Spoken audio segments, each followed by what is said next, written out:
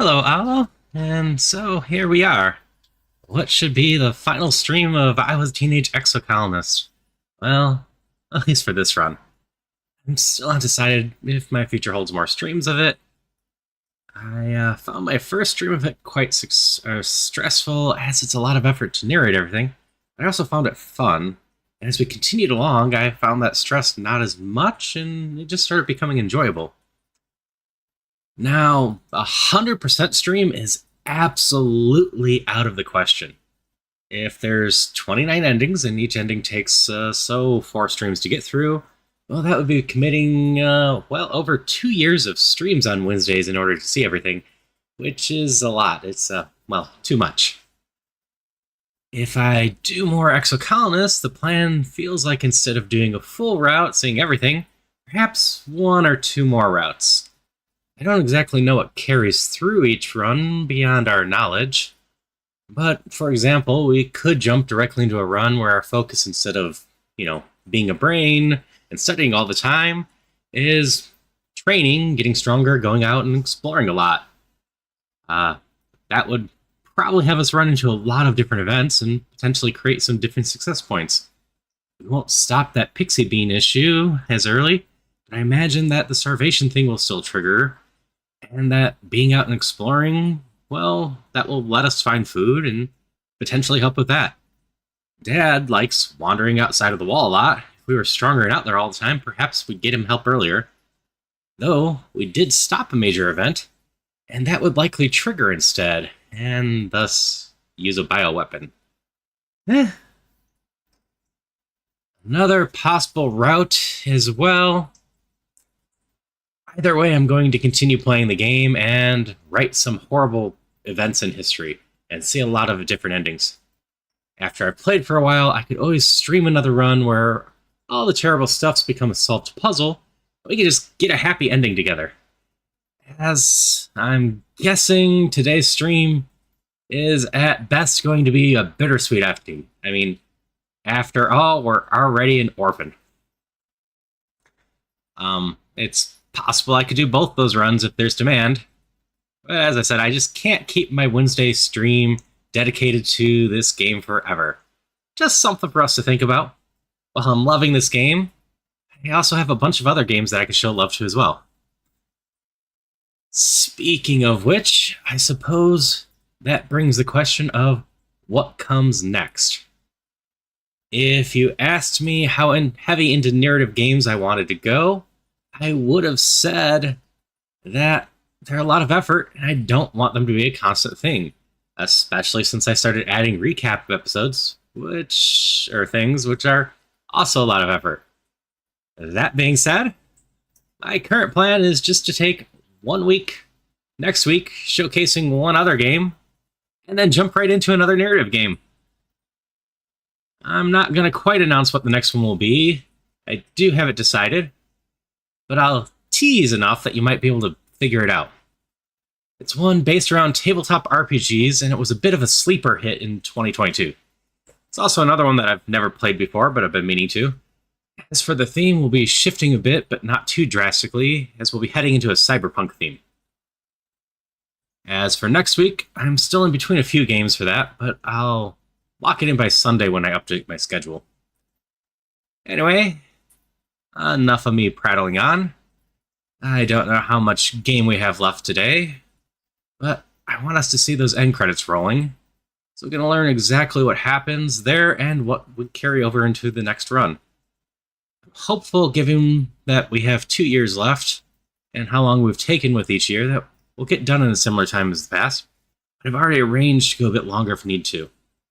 With that, let's get the recap out of the way and get started.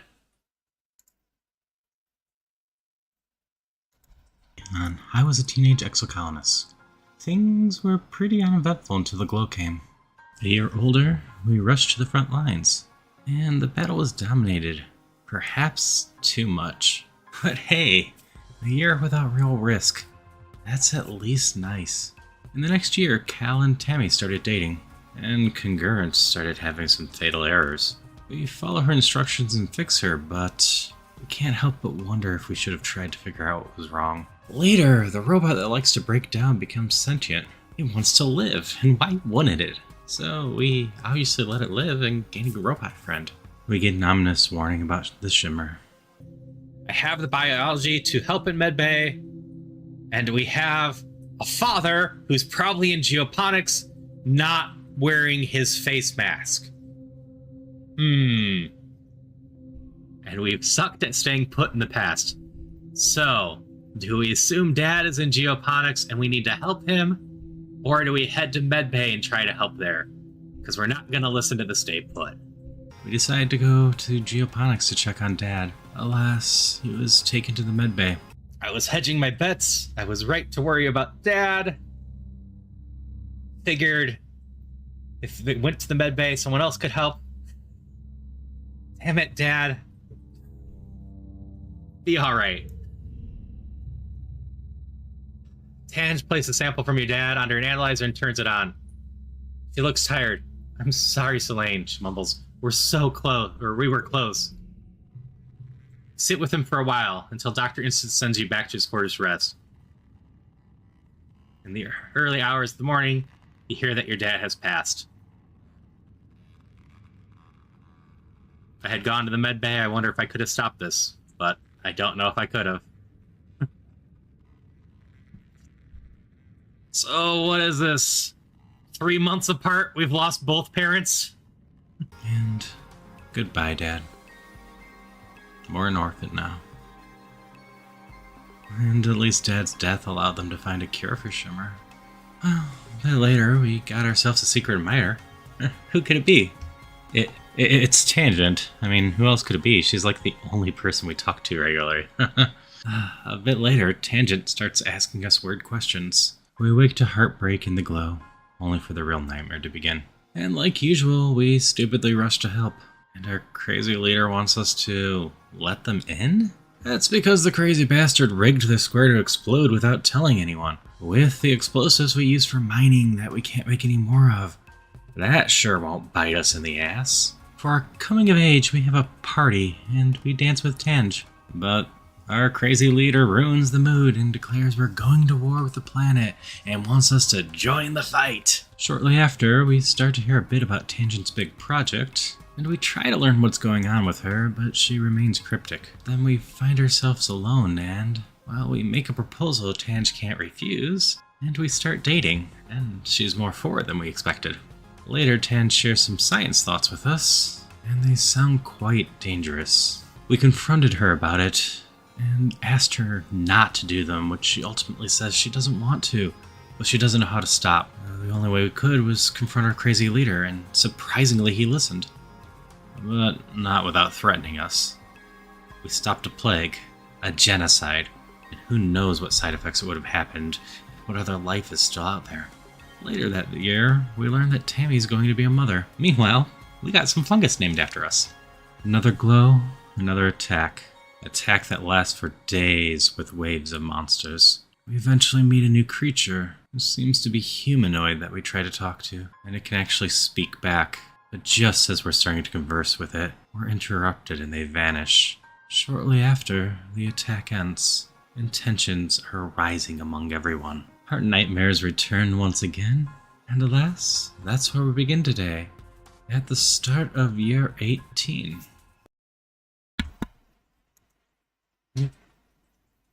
This one.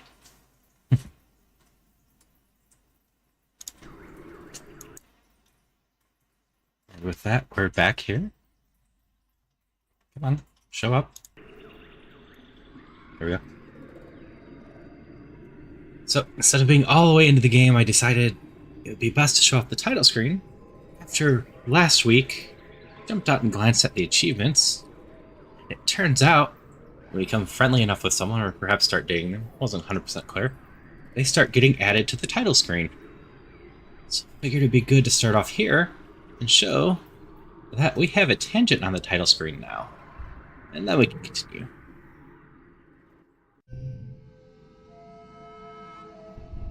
Yes, we just started the year 18.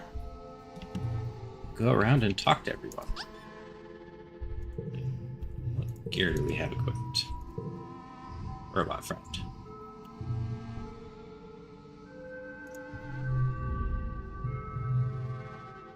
I have not seen my brother in some time, Tange muses. I'm certain he lives, otherwise expeditions would have raised an alarm, but myself, personally... She shrugs and goes back to examining her experiments. I have no time to track him down and bag through petulant chairs to be loved as a sister should be. If he wants to make amends, he knows where to find me. I'm not the one who is impossible to track down. Looks like we can go on a fresh date, so why don't we? Tange hums and checks the time on her hollow pump. I suppose, she says archly and then smiles, if you provide me with sufficient motivation. We meander towards your quarters. You and Tange go for a walk, eventually ending up the path back to your quarters. This is hardly motivation, Tange says when she realizes where you're headed. I don't need to sleep as you do. You stop and look at her, wondering if you have to spell it out. She holds your eye, revealing nothing except for a subtle twitch of the corner of her mouth. Finally, she relents. Oh, you mean for the purposes of copulation, she says. Why didn't you say so? Who knew Tang could be such a tease, literally. And that reduced our stress nicely.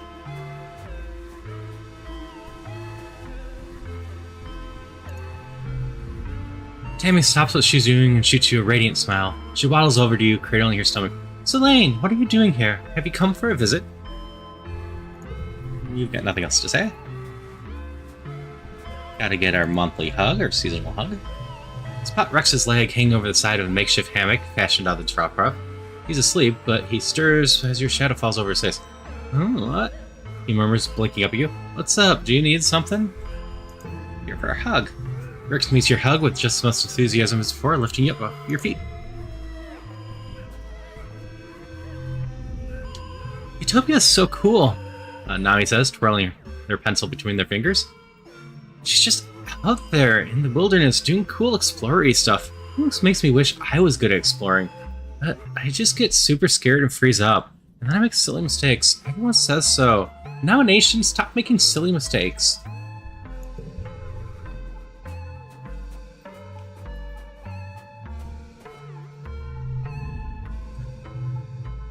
Mars is tapping away at a large hollow screen displaying schematics of the colony. An art gallery here, she muses, dragging some template across buildings around. Next to a gourmet restaurant here, a walk down the promenade past the boutiques, ending at the live theater. She places her finger to her chin. What do you think, Selene? It's a little fantasy right now, but you know me. I'm highly goal-oriented.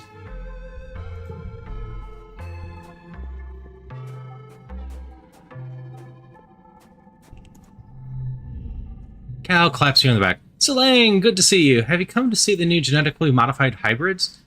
Tange is on some real future tech with these. Apparently they're going to yield like 4 times as much fruit. The rind is going to be edible too. Huh. You didn't learn something new to say 2 years later.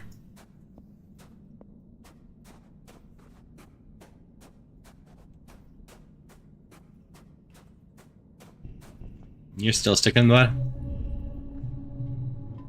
Oh look, it's Rex's little friend. Vase says, crossing his arm. Go on, impress me then. Why should I care about what you have to say? Yeah, you still are sticking with.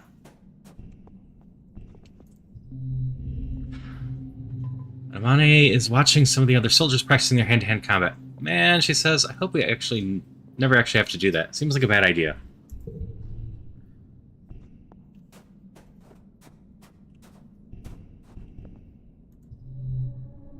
Let's see if there's doing anything new with the repair bots, I suppose.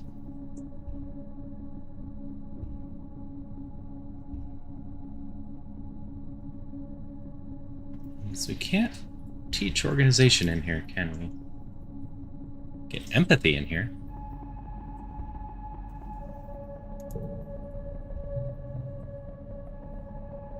We've done this one before. You're set on location to update the firmware of the nanoprinters in the depot. For how important they are, they're running the colony. They're quite simple from a robotics perspective. They don't really have any intelligence of their own, not like Congruence's watering gardening bots. Slowly update and run some routine diagnostics, clean out their filament nozzles, and declare them ready for service. Get to work.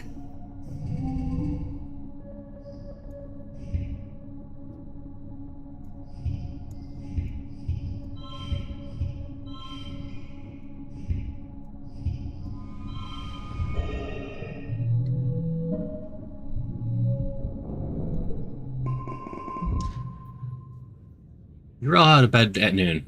Because you're allowed to, because it's your birthday. But also because you're exhausted. You barely slept at all last night. You've been having those nightmares since the siege. More and more every night. Like they're trying to tell you something urgent. You can't make any sense of it. All the imagery is jumbled together. All these possibilities and timelines and things that might happen. Some nights you wake in a cold sweat and scream already in your throat.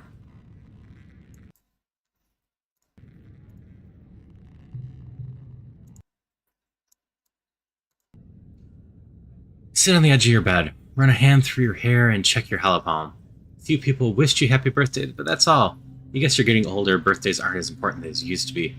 Right, and Mars wants to meet you for lunch in the lounge today. You have to practice your smile. As you enter the lounge... Surprise! You do your very best to play along and act surprised. Woo! Streamers! Balloons! Great! All of your friends are standing around, wearing goofy hats and clapping. Nami is holding a bunch of balloons larger than they are, and Rex is wearing a cute little waiter's outfit with a bow tie. You accept their hugs and birthday wishes, trying to hide your exhaustion and demurring with a few pointed, "All this for me? You shouldn't have. No, really." Cal brings over a hollow screen with a video call from Tammy. She looks exhausted but proud, and in her arms is a tiny, little wrapped bundle of baby. "Look, Selene," she says. Chenya just missed your birthday by a day." You coo over the baby girl and wish Tammy a speedy recovery. She looks even more tired than you are, but everyone's healthy and happy. Especially Cal. He takes the hollow screen for a few minutes after you're done so he can obsess over Tammy's new baby. Even though he's probably not supposed to be related to Enchesia, he's every bit the proud daddy. He returns to the party. He's so happy he sounds like a total dork. He tells everyone about the new baby, beaming so proudly for Tammy that they can probably take readings from Earth. Despite your exhaustion, you start to smile too. Your friends are so amazing. They're all here because they care about you. Then, you get some unexpected guests. The lounge begins to fill with Helio kids. Mostly ones you don't know. Ones who usually keep to themselves, well, don't much like you original stratospheric kids. Vase and Anemone are with them, his arm draped over her shoulders. Anemone gives you a little wave of acknowledgement for your birthday, which earns a weird look from Vase. "Hey, who invited you guys?" Cal says, stepping forward with his hands clenched. "This is a private party." "It's a public lounge," Vase replies. "We can sit wherever we want." Cal jumps right into the midst of the Helios. "You guys think that just because you fell out of the sky, you're the wormhole's gift to Vertuma," he spits out. "We don't need you. We never needed you. All you do is make things worse, like this party." You've rarely seen Cal so ready for a fight. He doesn't really seem to care that the body language of the Helio kids have changed from cocky to dangerous. You're just a bunch of fascists," Cal continues. "You and Loom." Lounge erupts, chairs screeching across the floor as Helios jam to their feet, yelling at Cal, calling the colony illegal and Cal a fugitive. They jostle him around, but Cal plants his feet and stands his ground. You hear a bottle breaking and see someone advancing on Cal. He's not backing down. Well, if we were friends with Vase or Anemone, we could make them stop that way. Probably want to stop it in general. Otherwise, Cal might be getting stabbed to death with a bottle. "Hey, Metal."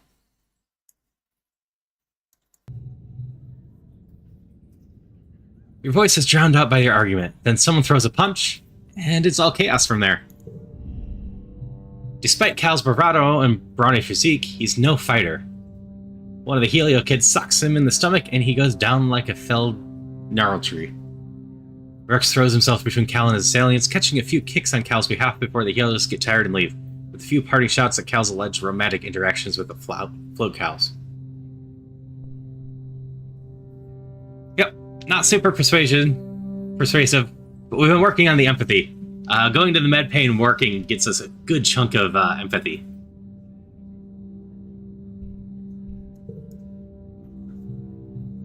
Vase doesn't get involved, but he doesn't stop them either. He's the last to leave the lounge, staring hard at Rex before smirking and turning away. Rex helps Cal to his feet. First time, huh? He says, dusting off Cal's clothes. Don't worry, they probably got it out of their system. Good on you for sticking up for yourself. Hermione lingers at a distance, clearly angry at Cal, but feeling bad about the fight. Well, Mars exclaims, clapping her hands, that was enough excitement, I think. Let's move on to the important part. Cake and presents. Under Mars' skillful party-hosting hand, the mood shifts back to festive. Enjoy your presents and your cake, but tensions boiling over like that is a bad omen for the rest of the year.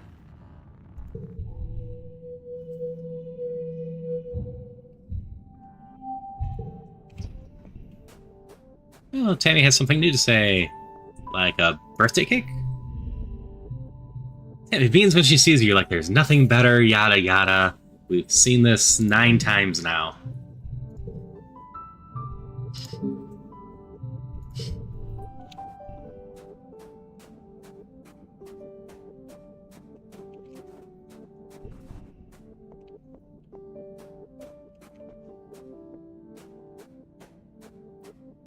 I guess it's just 7 or 8, but still.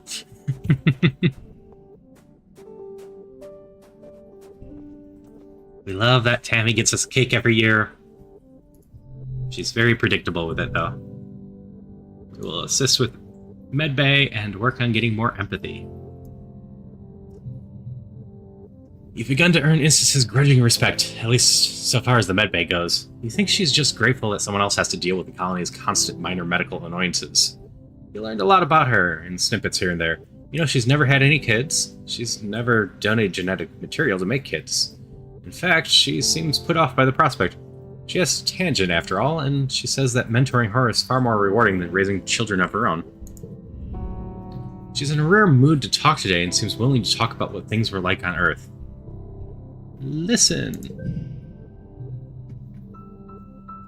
We were considered terrorists, you know, she says. That's what they called everyone who threatened their... She makes a face of disgust. Religious apocalypse. She pauses and looks in the middle of distance. Well, the bombings didn't help, I'm sure. I was considered a criminal on a few counts by the time I left Earth, she continues. I believed in genetic enhancement for all humanity, but our conservative nation forbade it. Only the richest could travel to other countries to have it done in secret. I still might have got by, except for my gender. In the Vertuma group, I was raised equal to the other children, in free-thinking community, but outside it, let's just say they weren't tolerant of female scientists in my part of the world, especially ones researching illegal gene therapies. All I wanted to do was unshackle people from the bonds of their genetic heritage. But people love their shitty, stupid genes, valued your DNA like somehow defined who they were, more than their own actions. We didn't have families in the Vertuma group compounds, she says. That was the point. Break the bonds of genetics so we could see the ones we have with all humanity. I agree, blood doesn't define us. We should be proud of our heritage. We shouldn't mess with our genes. We are going to agree that blood doesn't define us. Instance nods. If we've taught you anything, I hope it's that. I was 28 when I left Earth on Stratospheric, she says. I'm colony born, but they sent me out to get an education and ultimately to assess the technology we needed to leave. Your mother was the rebel, I was the plant, she says fondly. By the time we were ready to launch, I had 2 degrees in genetic engineering and a list of enemies as long as my arm. They had to take me with them, even though I wouldn't raise space babies for the colony. I knew how the damn tech worked. Empathy 40 or greater. Wait. You were a super spy? No, I never claimed to be anything other than what I was. But you can get away with a lot if people think you're smart enough. Do you ever think about how all we have is all this technology? She says, indicating the medbays. Genetic engineering, medbays, congruence. These are unbelievably important, priceless pieces of technology, restricted only to the most wealthy and connected corporations on Earth. The kind of corporations to which I had access. Someone had to acquire them. Too bad the Helios are just as stuck here as we are, she says, not sounding upset in the least. I bet they'd love to cart me back to their corporate overlords in chains. So, yeah, Medbay led us to a little bit more story about how we actually are criminals and How the Helios are just corporate shills, apparently.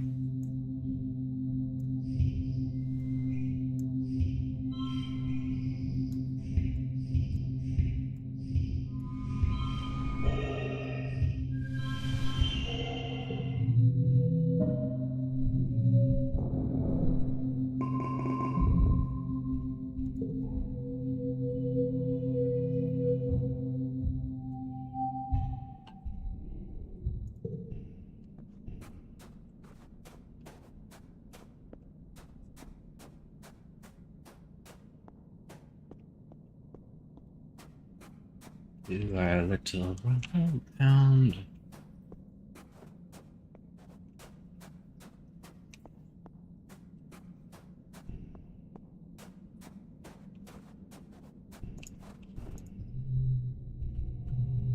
And this might get us the next empathy skill. Dr. Instance wakes you up one night with an urgent message on your holopalm. An unseasonal attack has left several security officers in terrible condition. You all rush in at once. Just as you arrive, still rubbing sleep from your eyes, Instance takes the worst case and tells you to triage the other three. Face has been shot in the shoulder. He's alert and helps bring in the others, then stays and collapses in the chair. When Amane sits with him, her whole face is a mask of red cut from a cut on her scalp. She looks stunned. Another lieutenant, Helk, is unconscious, but nothing seems to be wrong with her from the outside. Base tells you that she's been hit with a charging Xeno. Who do you help first?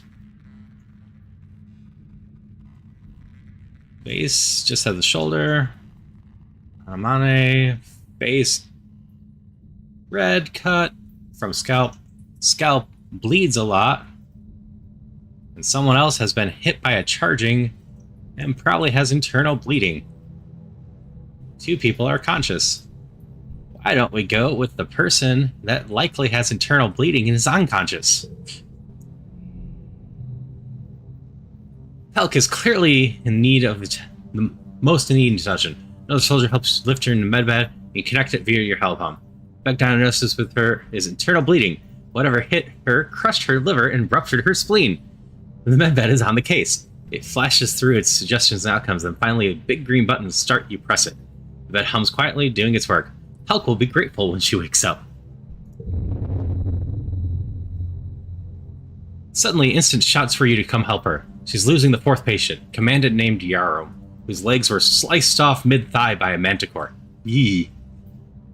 They've lost too much blood, and the mid-bay cellular regeneration field is too slow to deal with the cascading issues their body is having.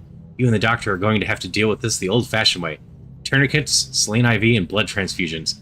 The patient's going to head into a hemorrhaging shock. You have to work fast. Save! Ooh, this is indeed a hard challenge.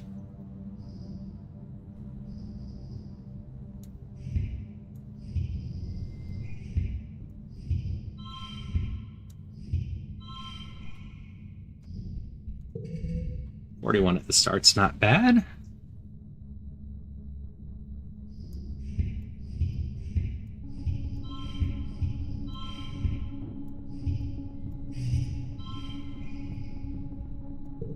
Play a bunch of yellow there. So we have a ton of blue left here.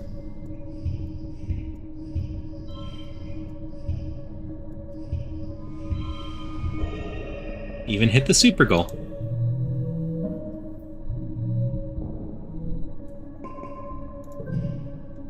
You summon all your medical knowledge and manage to staunch the bleeding, stabilizing your patient until the medbed can complete the amputation properly.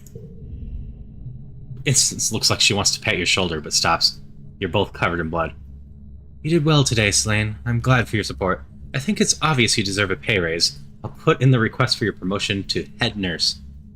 Increase rewards for working in medbay. Get to work.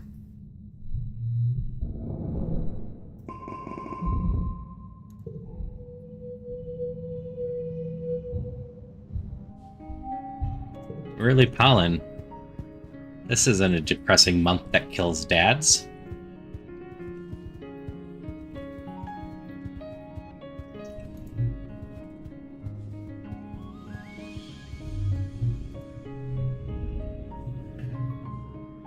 Tangent doesn't notice you approach, absorbed and staring at her hand. She flexes it a few times and touches her thumb to each fingertip.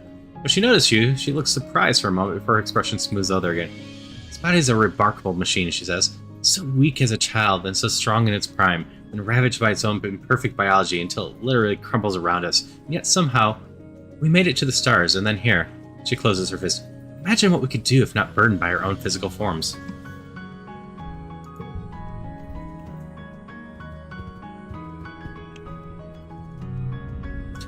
Cal claps you on the back. Selene, good to see you. Have you been to see the new... You really don't have anything else to say, do you? Same thing you said last month.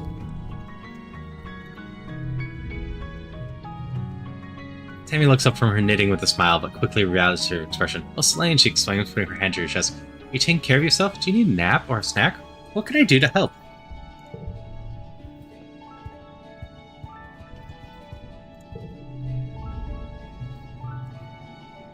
Tommy is a natural babysitter, it looks like. They're rolling on the floor with Chintzia, encouraging her to get pudgy little arms under her. Come on, dear heart, Nami says. Your mommy says you gotta do tummy time. You gotta get big and strong. They look up at you and flop on their back, smiling. Hey, Selene. Just hanging out with someone who really gets me.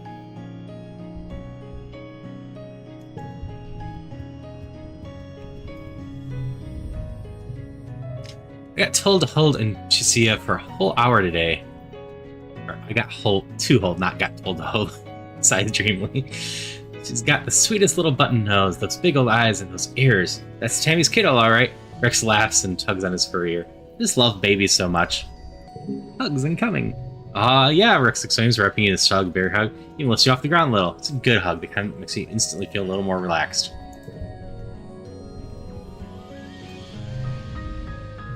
Have you seen Diz around anywhere? Mars asks. I was just thinking, I haven't seen him in literal ages.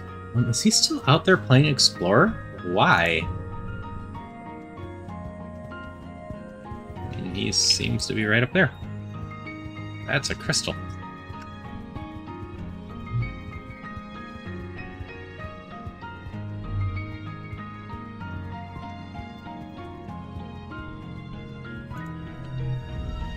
Isn't it obvious by now? Just leave me alone. Selene, I just want to be alone.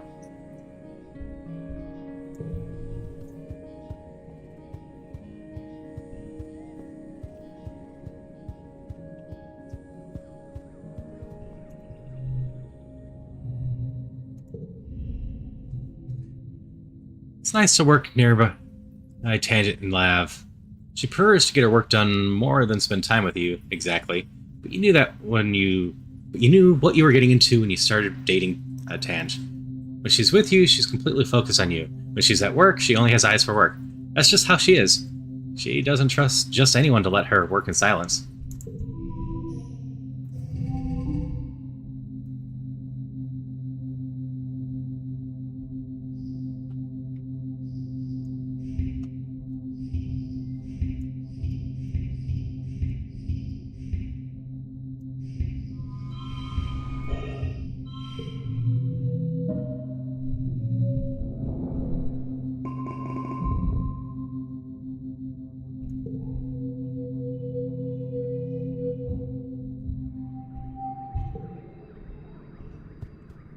Let's see, they canceled the festival, so that's no longer a thing.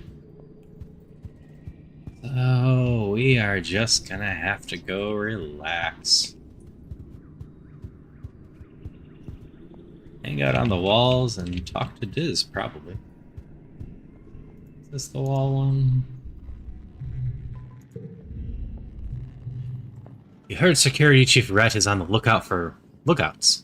That is, for kids to chill out on top of the walls all afternoon and count Xenos. Sounds way better than going to class. He gives you once over, eyes narrowed.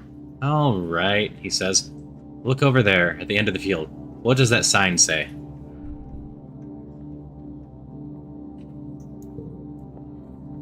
We'll read it out for ya. You can read the sign easily. It says, if you can read this, your eyesight is 20/20. Huh, what a weird sign. What does that mean? Rhett nods in approval. Good, you pass. Come back next month and I'll put you on the roster. Unlocked. Lookout duty.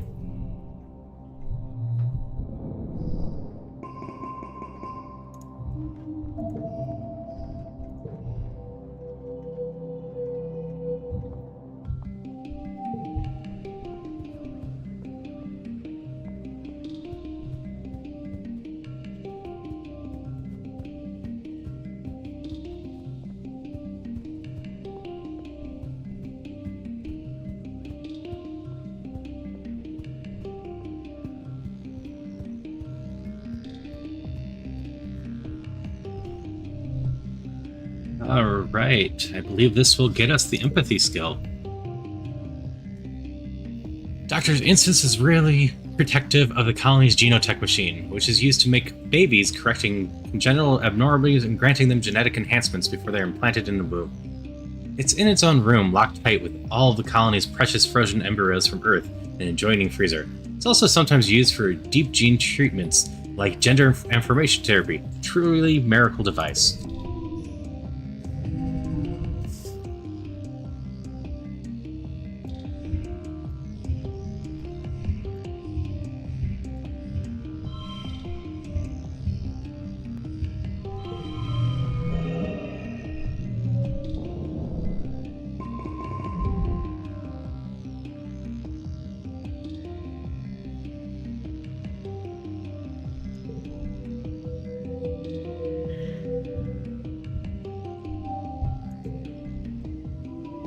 New perk. We get to choose from 3 cards when relaxing to get rid of.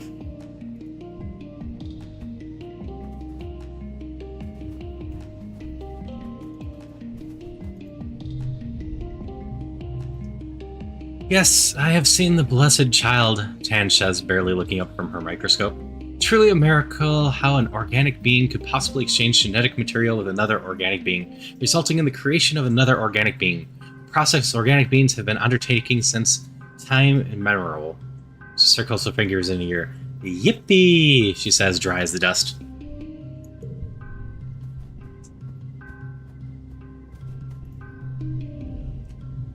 Nami is sitting in front of an array of hollow screens, all displaying different tutorials for various crafts and hobbies. I was thinking of learning something new, Nami says, poking her finger in their cheek. Yeah. It's not enough that I already know how to draw and write or play video games. I can learn to knit or sculpt or make jewelry. Think about this for a second. I know we can just nanoprint stuff like that. It's nice to make stuff with your hands, right?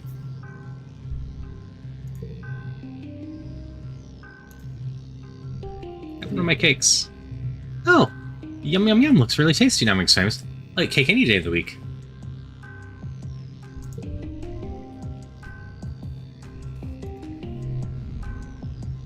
Tammy is sitting on the couch in the lounge, scrolling through her hollow screen while Echenia nurses.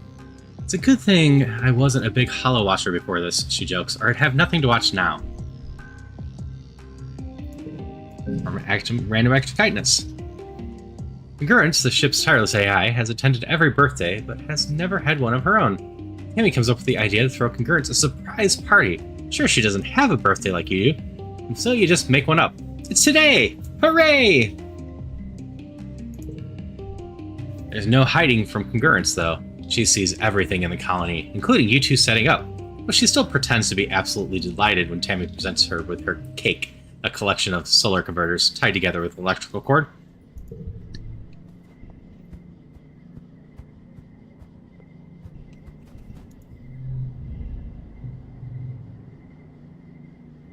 Find Rex sitting in the bowl of one of the unfinished buildings, taking a hit off a rolled cigarette that smells powerfully skunky.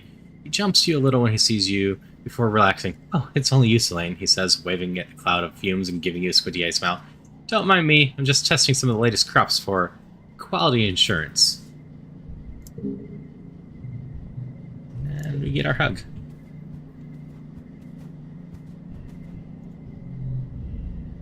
Mars is fanning herself with all her well-manicured hand. Ugh, she says. Can we just turn down the heat on this whole stupid planet? It's either hot and dry or cool and muggy. I'm tired of it.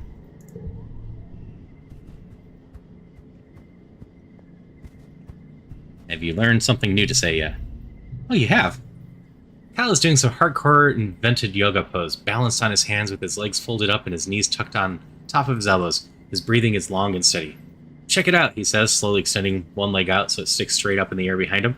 This one's called a crow pose, but I think it's kind of more like a float cow. Ah, get it? Because it's kind of like I'm floating. Float cow. Crow. Your puns are tongue twisty.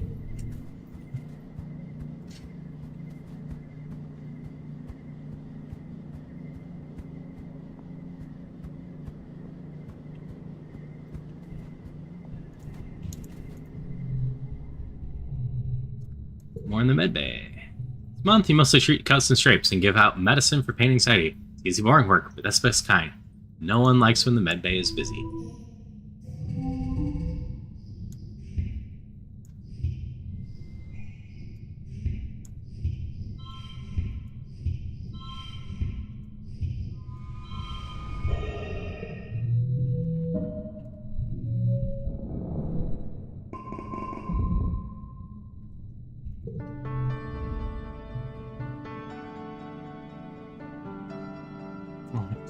Thought you'd cancel this, though maybe we're just not doing trivia and whatnot. This year, Governor Loom's ascension to the Virtulia stage is heralded by a military band. Their instruments shiny and nano-printed new. They march out of command and formation, splitting and forming a phalanx at the foot of the stage as Loom takes his place before you. Spotlights turn with a heavy ka-chunk noise, illuminating Loom in a halo of floating dust particles. He spreads his arms wide. "Hello, Vertuma!" His voice booms over the speakers. "Are we winning or what?" The reaction is mixed. You look around. It's easy to see the ones cheer as loud as are Helios and people who fully adopted their mentality, like Anamane. The Stratos are more reserved, some even silent. Security Chief Rhett is one of them. His usually stony expression hiding his true feelings. Regardless, there's enough cheering that Loom has to wait for it to die down before it continues. "We're killing it out there, people," he exclaims. "Every day we claw a little more territory from the savage aliens of this planet." The water-powered arcs the air and lands with a broken splurt at Lum's feet, splattering him with juice. You don't see who threw it, but the fraction from Genoponics is looking restless. They begin to jeer and stop their feet. Lum continues on, raising his fist. "Those Xenos attacked us first, and now they're learning, don't mess with humankind." The crowd is now evenly split between cheering and booing. The Stratos are agitated, and you hear calls for things to return to how they were, and how Loom and his soldiers are killing the planet. Even the council, lined up before the stage and facing the crowd, looks conflicted. "It ain't how it is," Utopia turns and hollers at Loom. "You don't even know what it's like out there. You just send folks out to die for your stupid war." Utopia hops on stage and routes her own hair speak through the speakers. "He's lying," she yells bitterly. "This year we lost 2 surveyors in the swamps, Sorrel and Queenie. They ought to be alive today. Loom hadn't sent them clear out Manticore Den for no good reason." She jams her finger against the governor's chest. "The only threat to our colony here is you." Loom's smile doesn't change, but his eyes go cold. He snatches Utopia's hand calmly, slowly, crushes her hollow palm crystal with his thumb.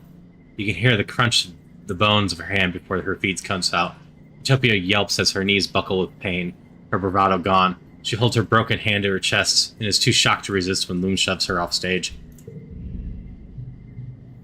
The crowd is stunned into silence as well. Loom clears his throat and approaches the end of the stage, looming tall over concert. "Thank you for your input," he says icily. "Your concerns have been noted." This isn't the buffoon Loom presents on his daily holovigs or the nuisance he is when he visits a worksite. You see something in his eyes you've only caught glimmers of before. Hatred. "You Stratos are lucky we didn't crush you under our boots and take your colony by force. Before we got here, this colony was doomed. You're only alive because I was merciful." "Just a bunch of burned-out hippie fugitives. What was your plan for surviving out here? Wishful thinking, singing songs and talking to animals?" Laughter rippers through the Helios. "You," he gestures to the council, jerks his thumb at his chest, "need us. Not the other way around. I'm done pretending I need to listen to your opinions. If you want to live, you'll do what I say." He stares at Dr. Instance, who glares up with him with hate in her eyes as she tends to Utopia's hand. "Maybe it's time to clean house. We need team players here, ones who share one vision for the future of Vertuma." After a few tense moments, Seek clears their throats. "Ahem. Sir, shall I continue with the traditional formalities now?" Loom scowls down at Seek, then throws his hands in the air. "Whatever, do it if it makes you feel better. You're all cowards." He turns and stalks off the stage, his marching band scrambling to follow him with his exit song. As promised, there's no contest this year, but there's plenty of food and alcohol. As the suns begin to set, Helios, including Vase and Armani, head straight for it and look ready to party in the night. The other teens seem a bit less at ease. This, quite predictably, has already left.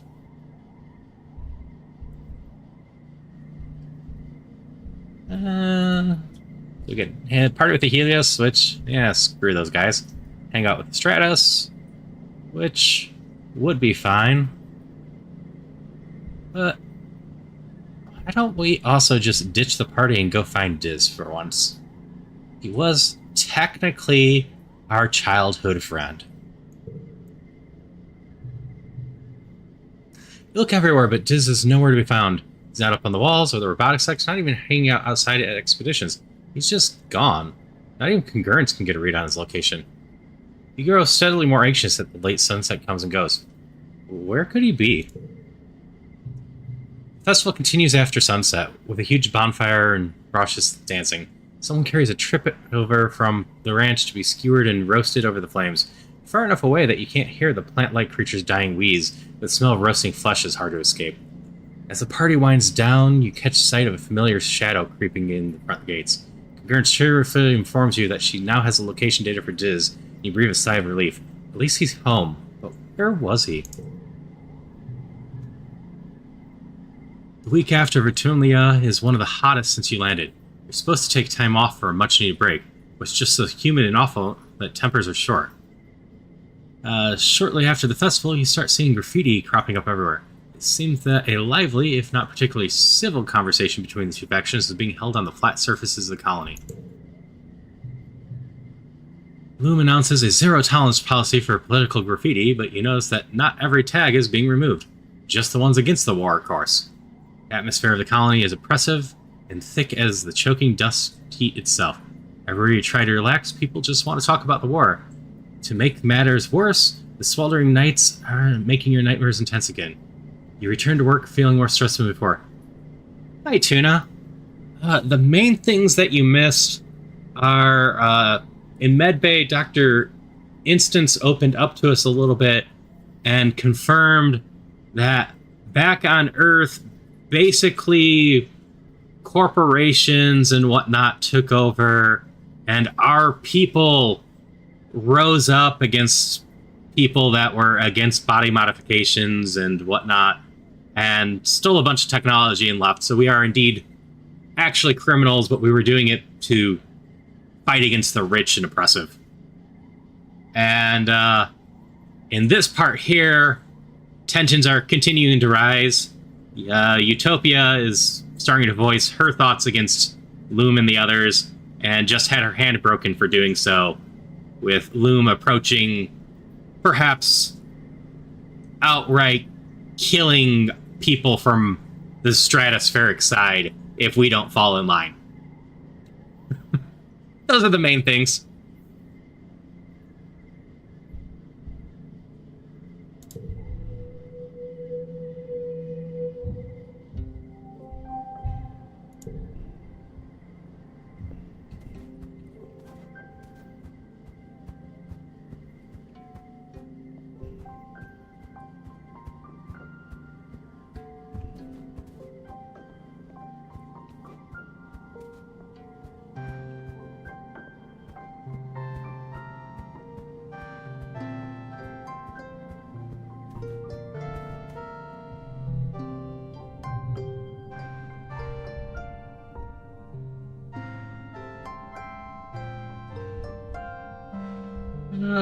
We've got a good chunk of stuff from here. Let's try tutoring some children for a bit and see if that unlocks something. Tutor the youngest children in reading and writing, which means that you get to spend a lot of time reading storybooks and playing pretend. Then getting them to write stories about their adventures. It's more playtime than work. Nope, nothing there this time.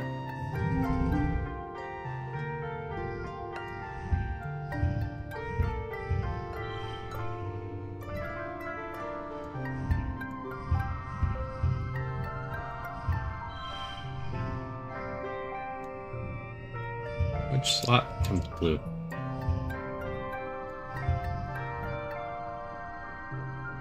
Oh, value 4.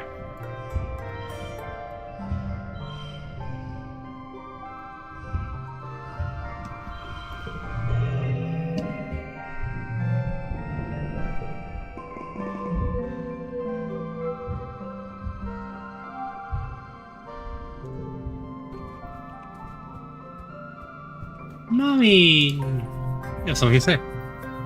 Where you normally find Rex and Nami playing together, you only find Rex. You ask him where Nami is, and he shrugs. Sorry, I don't know. They mentioned they were under the weather.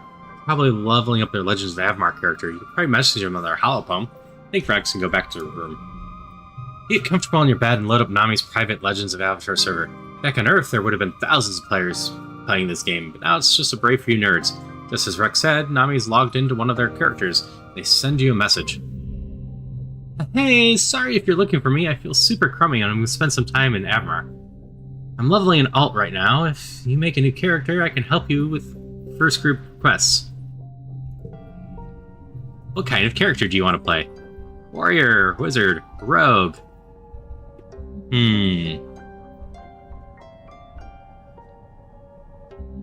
I personally like rogues, but we are an int-based character, and wizards are int-based in D&D, so we should go with a wizard, I believe. You log into the game with your new character. After spending a few minutes of having a minor existential crisis over their name, you eventually give up and name them after yourself. Nami is waiting for you with her new character, Hydrasis, an elven archer with long red hair. They jump a few times in your general direction. Your character is so cute! This is considered a flirt action. Well, we're good and we don't flirt anymore, so we're just gonna play. Okay, let's go!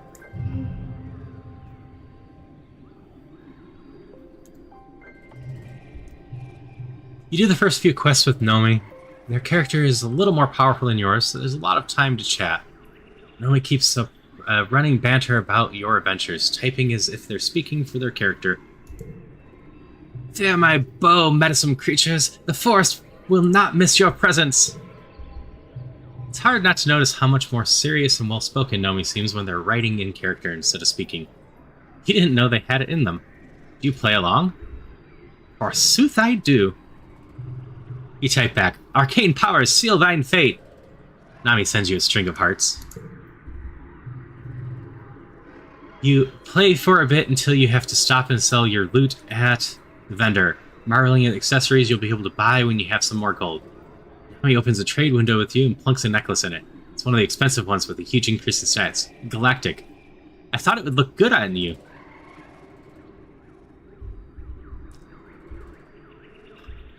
Accept it without saying anything. Accept the necklace and put it on your character. Nice stats. You and Nami battle your way through Null encampment with stand face to face with a big bad Graz mage pelt. Nami readies their bow. Heroes, we are called to action.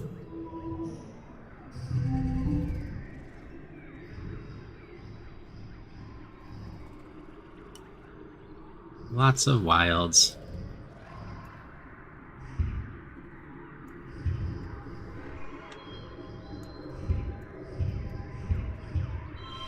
Shall do that. That's a start.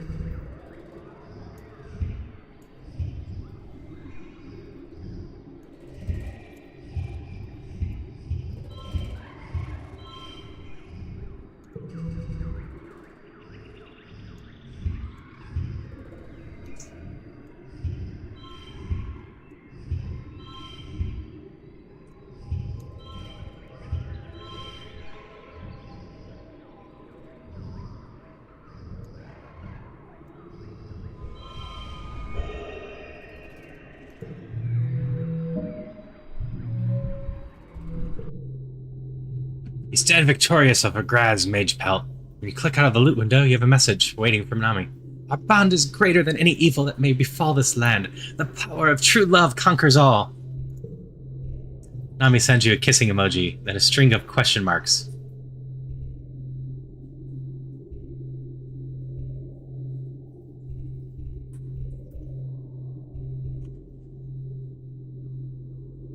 Wait, what?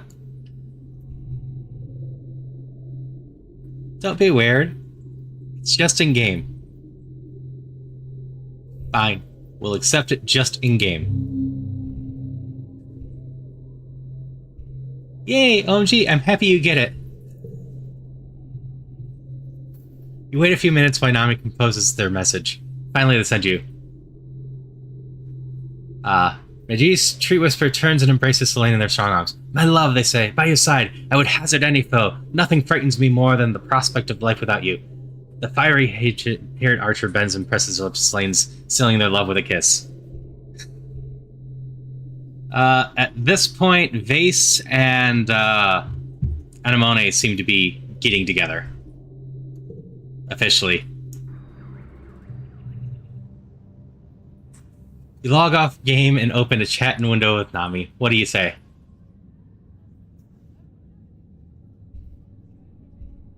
I suppose we should make sure to set up boundaries.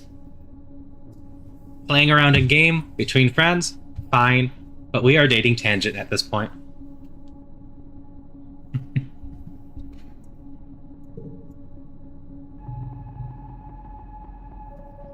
Oh my gosh, it was nothing. I was like having fun, I promise.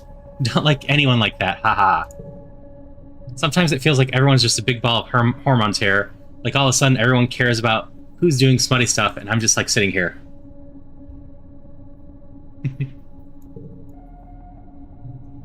Yuck.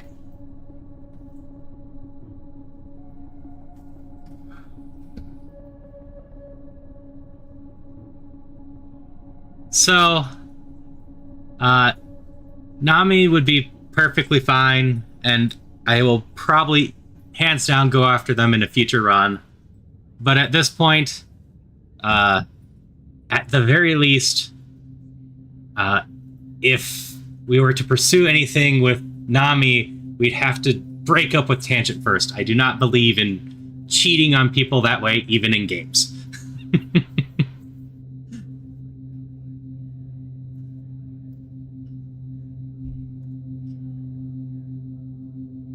But yeah, Vase is a stick in the mud. I see there's also an achievement for befriending him enough to get him on the main screen. And chasing that achievement, I don't imagine is going to be a lot of fun.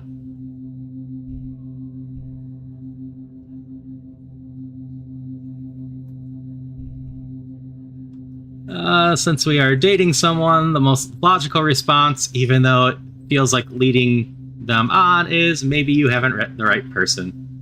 But also, I feel like this is lacking in a sexual option of, you know, everyone's different. Maybe Nami will never feel that way about someone, and that's fine too. OMG, rude. Yeah, I know it's not how it works, but I didn't like the other options. Wow, Selene, you can't just say that to someone. It's not how it works. It's because, sure, okay, I might like someone in the future. Doesn't mean my feelings aren't valid now. Sorry. I said, I wanted a fourth option. It's okay. I just can't imagine liking someone that much. Or them liking me that much. Haha. Wait, why? Because it's gross. Or, I don't know. Narrating text speech is hard. Anyways, thank you for playing with me. Sometimes it's easier to talk to stuff when I get to pretend to be someone else, you know?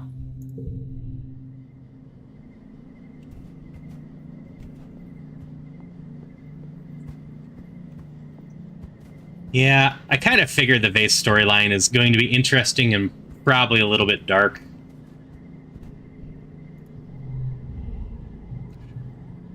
You spot Rex carrying supplies and big pieces of wood into a huge tarped up section at the end of the lounge. He waves at you, and as much as a wave he can do with his arms full of mush food.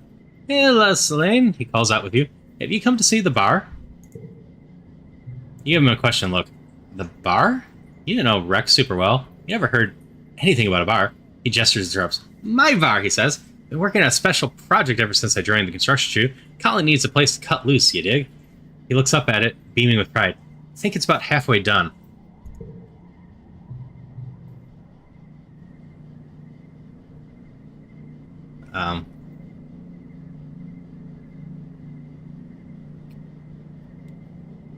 Yeah. His jerkiness vibes have made me not really want to go talk to him at all.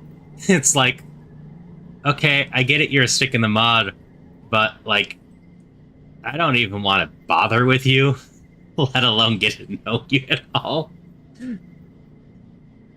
And I get it. It's a common trope, and I'm assuming we go down it at some point. You know, the jerk with a heart of gold. But we'll see. I'll eventually see if he's just, you know, a jerk. Be kind of nice if he's just a jerk, and we just get to know more about him.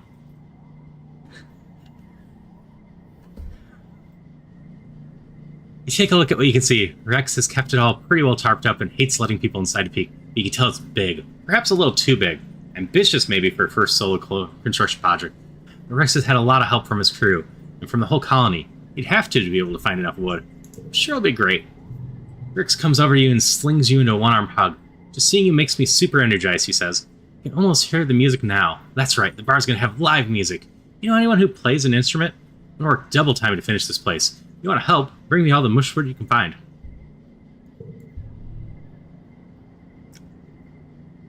Yep. I mentioned before, he reminds me a lot of, like, the first season Prince Zuko from Avatar.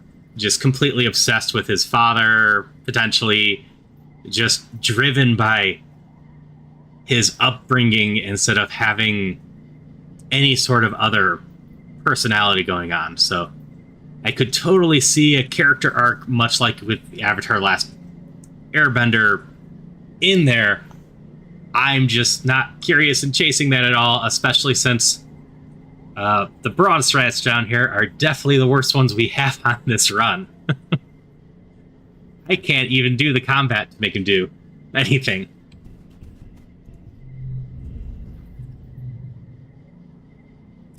Rex is surveying an empty lot with a critical eye. There's still a lot of potential here, he says thoughtfully, tapping something on his helmet. Maybe an elder care home? One day, hopefully we'll be lucky enough to have old folks. It makes sense to have it right here in the middle of the colony. He gestures at his hollow palm away and turns to you with a smile. Gotta think about the future if we're expecting we got one. Here, have a log.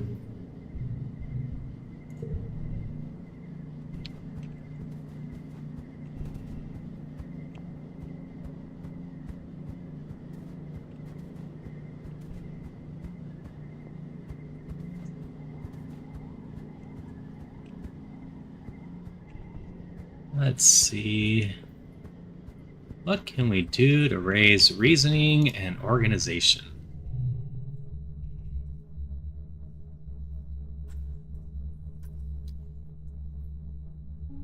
This raises organizing. We'll just deliver some supplies. You pass the construction yard on your way to pick up the delivery at the depot. Rex waves you over. Hey, come take a look at this, he says, leading you over to where a portion of the heliosphere is being married to the old living quarters for scalping and mushwood. Isn't this wild? It's like our two ships are actually becoming one. He throws his arms around your shoulder. It's like a metaphor, get it? The colony and us from the helio learning how to work together. How we build our environment affects how we live, you know? You should come by and help me, he continues. It's really fun.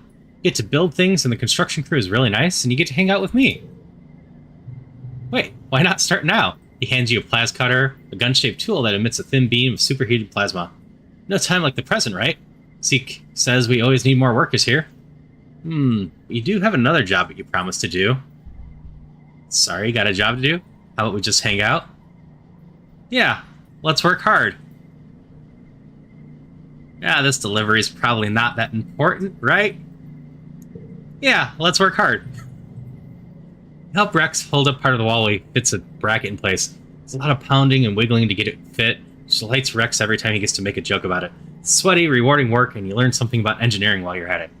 Oh, I don't need more engineering. Chief Minister Seek comes storming out of command behind you. So Lane, they snap. Where you been? I've been expecting you an hour ago. Whoa. My bad, Rex says, moving his stand between you and Seek. He had a tail to be between his legs, the picture perfect of a project puppy. I asked them to help out. We're super short on hands around here, and they did a great job. Seek gradually accepts that you did, in fact, do a good work. They tell you that you're cleared to help out in construction you fight, snidely commenting that you're better suited for manual labor than the job you were actually supposed to do today.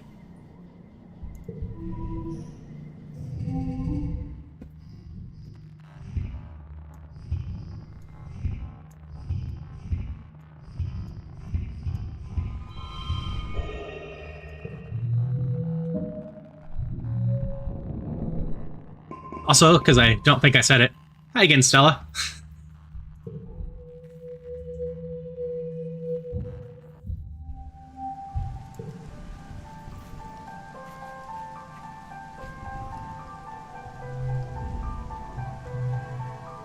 Mars is flipping through the most recent console minutes on her holophone.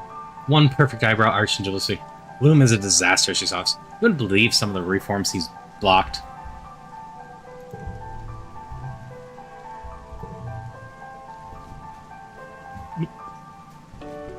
You're hiding there, Rex. Rex smiles as you approach, then looks concerned. You doing alright, Selene? He gestures to his face. You got a whole tired-eyed face, don't talk to me thing going on. It's a real butch of you. Hugs, friendship hugs.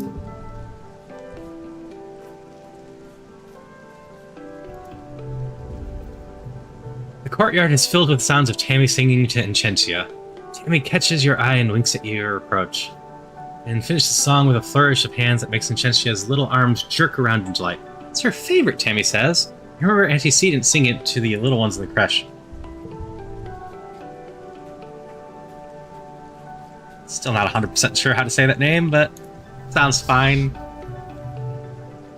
Unlike our Tammy, I have no desire to have children of my own, Tange says. In truth, I'm not entirely certain my body's capable of it. However, I work to ensure a future for all human children of Bertuma. She clenches her fist at the side. I am not a mother, and I'm not a soldier. I am a scientist, first and foremost. This is my conviction. I will to safeguard our future. It is my legacy. And we will go for a little date. It will reduce our stress, usually. Tange hums and checks time on her holophone, I suppose. She says archly, you provide me with sufficient motivation. We go for a walk. You and Tange go for a walk around the perimeter wall, holding hands silently observing the wilderness. I never thought about what Instance was really asking me to do, Tange says. When you take a break to sit, her legs dangle over the edge of the wall.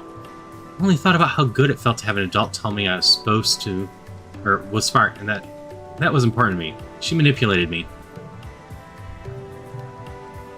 Tange sighs, and I almost committed genocide for it. Humanity really is flawed. You squeeze Tange's hand, and she gives you a sad smile. Hope I can make up for it. Thank you for believing the best of me. Yep, but we stopped that bioweapon this time.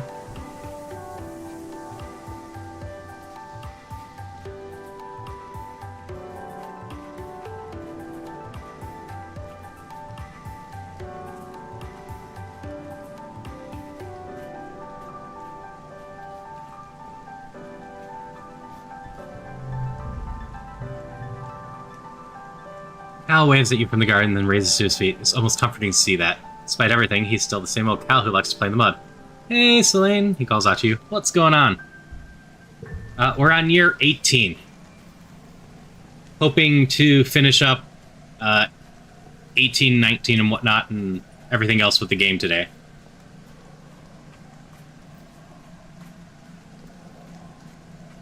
That's right. Going over here now.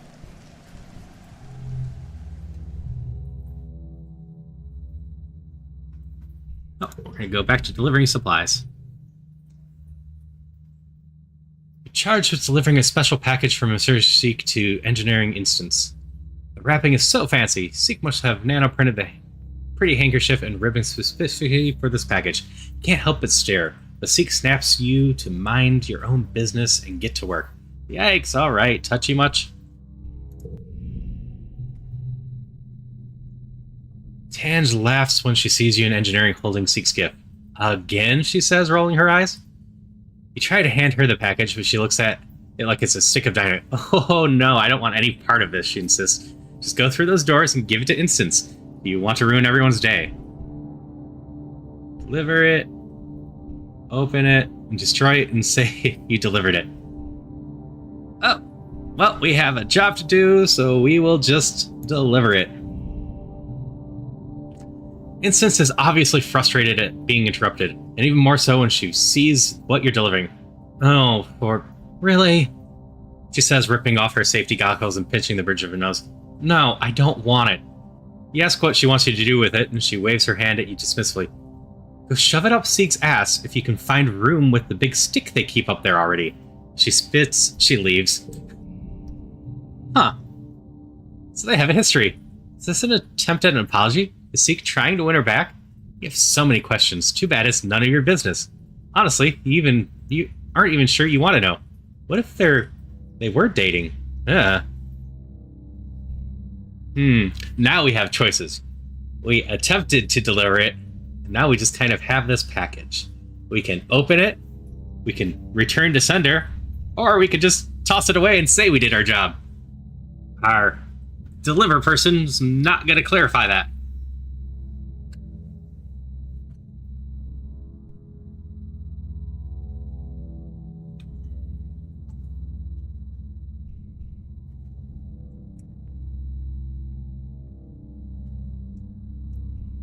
Figure if we open it, we'll be able to see what it is and get a gleam from that. And if we give it back, Seek might say something. Why don't we just open it? You tear away the pretty wrapping to reveal a small wooden carving. It's smooth and warm, and you can see where the real tool shaped the wood, not a nanoprinter. Seek must have put in a lot of time and effort into it. It's clearly a carving instance. Her hard expression is instantly recognizable, even if the rest of her is, naked. Yep, she sure is naked. You quickly cover it back up before someone sees you holding a naked lady doll. Keep it, or give it back to Seek, or destroy it.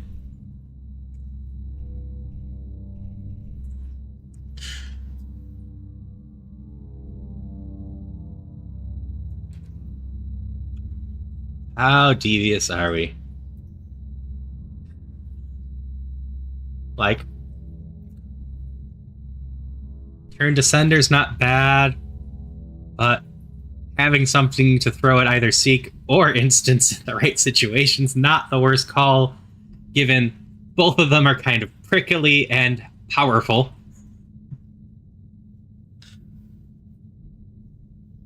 We are, in general, not rebellious, but,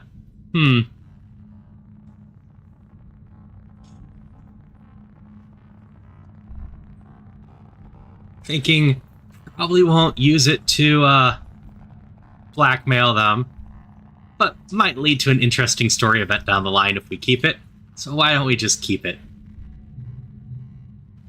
Something compels you to keep the figure, even though it has no use to you. Kind of feels nice to steal something for the sake of stealing, though. Is it really stealing if nobody wants it? Oh no, now you're overthinking it.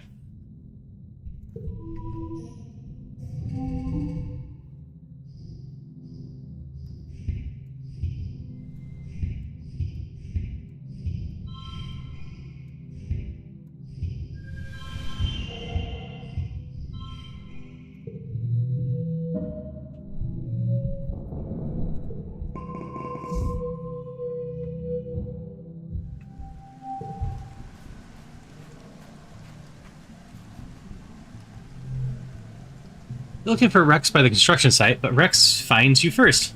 Tackle hug! You turn to the source of the yell. Rex is barreling towards you, arms outstretched. You have about 2 seconds to decide how to react. Leap into his arms, give him a big old friendly bear hug, offer a high five instead. Friendly bear hug. Stand your ground and throw your arms wide. Rex almost knocks you off your feet, and the force of his hug, his strong arms don't let you fall. You smell so good, like sweat and dust and sunshine. Always happy to see you, Selene, Rex says, squeezing you tightly. Unfortunately, Tuna, leap into his arms, starts broaching the relationship agreement with Tangent at this point.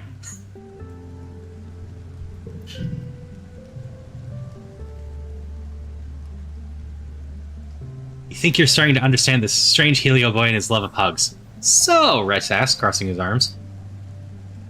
Where are you looking for me? What you need? Just wanted to say hi. Let's do something fun. I've been feeling really down lately. Yeah, we are officially dating Tangent, so no cheating for us. We can be friendly, and friends can be, you know, a little touchy-feely. That's fine, but nothing too crazy.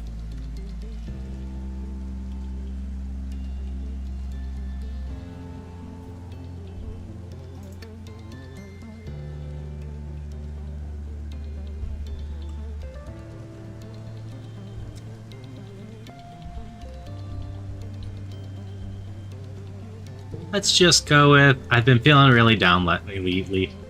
Rex seems like the type of person that will be really comforting. Oh no! Rex cries. He throws his arms around you and tries to rub his hands down your back comfortably. Sorry, Slane. Is there anything I can do to help? You hang out for a bit? I just feel trapped, you know? Not really. We can just hang up as friends. Rex thinks for a second, then jerks his thumb upwards to the trusher behind him. Can't dip from work right now, but if you want, you can come see what we're working on. Rex takes you on the tour of the construction site. He's great company. Basking in his excitement is a pleasant way to spend the afternoon. When you wave goodbye to him so he can get back to work, you feel a little bit lighter.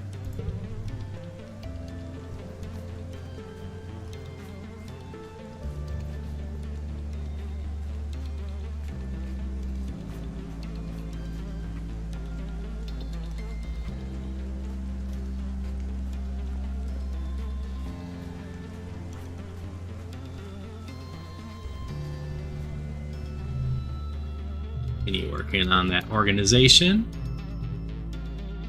You've heard through the colony rumor mill that the secret Fun Times Club, a club Mars started when you were kids aboard the Stratospheric, has been operating this whole time. When you ask Mars about it, she graciously allows you to sit in on the next meeting. The mood, as Mars calls the meeting to order, is somber. Money won't be joining us today, she announces, or probably ever again. She told me she's too busy with training and stuff, and she didn't want to do any more sneaking around. She sniffs dismissively. It's okay, she was kind of square anyway. We need someone to replace her. Some of the Helio kids are pretty cool, she says. They like clubs and stuff, right? We should talk to them and see if they want to join the SFC. Mars stops and holds up her finger. Oh, and it's just SFC for now. The secret Fun Times Club was okay when we were little, but we're practically adults now.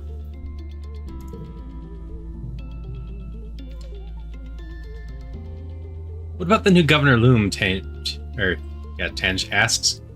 I know he's technically adult, but he's fairly young. It would be beneficial to have someone with the actual clout on our side. That's a terrible suggestion. Mars gives Tange a withering look. We already have someone important in the club, Tange, but thank you for your contribution. She crosses her arms and thinks, I mean, Loom's alright, kind of dumb, but like, you don't have to be smart to be hot, you know? I can't believe we just let him be in charge. I've listened to him on some council meetings and they're total chaos. It's like he has no idea what he's doing. That's kind of mean, Mars, Tammy says. I'm sure he's trying his best. We should invite him over for snacks and tea and see if he knows help learning how to fit in. And shouldn't we be trying to have fun and not getting involved in politics? I feel like this event was supposed to be triggered before now.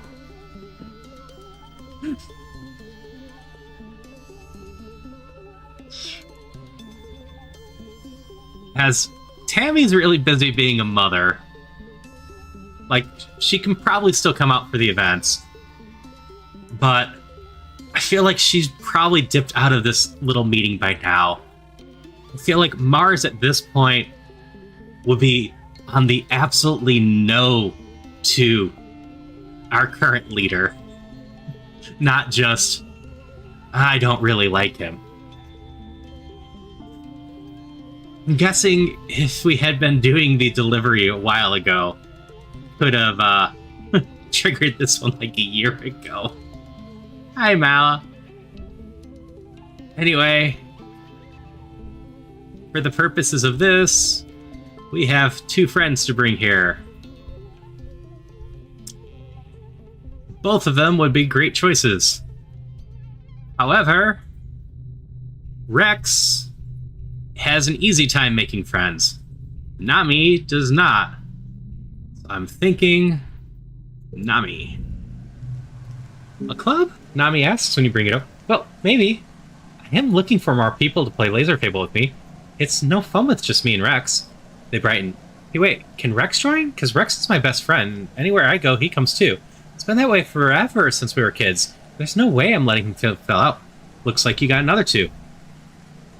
I'm guessing if we chose Rex, he would have brought Nami along, because Nami, as I said, just basically has Rex as a friend and us now.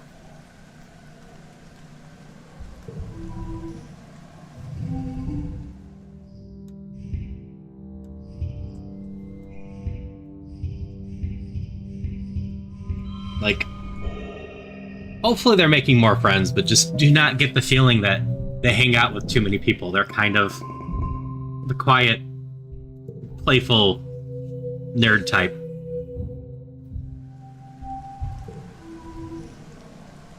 New perk. Extra gear slot from organization. Cool. Comes in good time. You have a superhero cape with everything else. Oh, we don't have to get rid of our pet.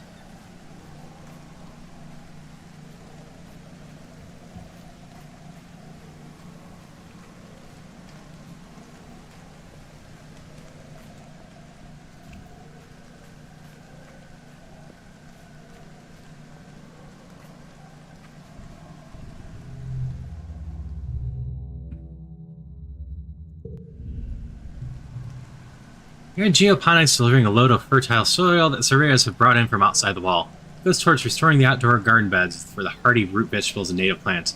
Cal greets you and helps guide the hover lift on Zillig Zone. It looks heavy, he says. I can take it from here. Sure, thanks. Cal manages the big, bulky bangs with no problem. He isn't trying to show off or anything, he just likes to be helpful. He will just leave.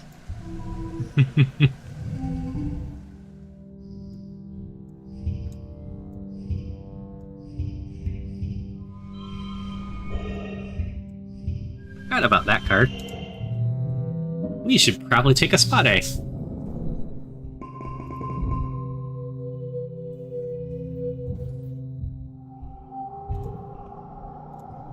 Spa moment.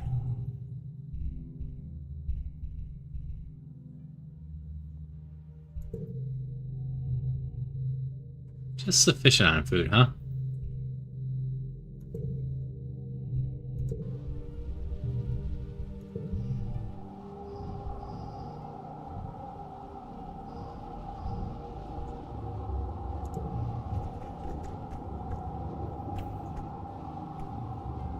And we're coming up on the glow. Last glow, we were greeted by our first humanoid that is native to this planet. And we were exhausting our resources. So it's about time for us to have a really craptastic glow. Kyle reaches up and strokes one of the native plants in the garden, its light reflecting off onto his awestruck face.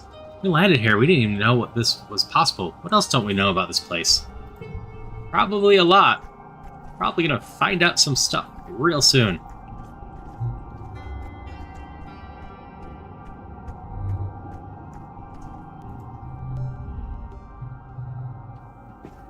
It's like an entirely different planet in the glow, it just says, smiling softly out in the illuminated wilderness. It's my favorite season, full of secrets and danger.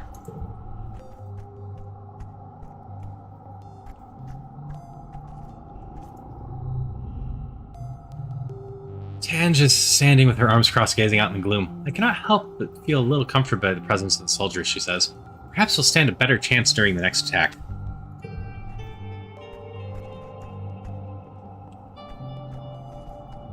Alright.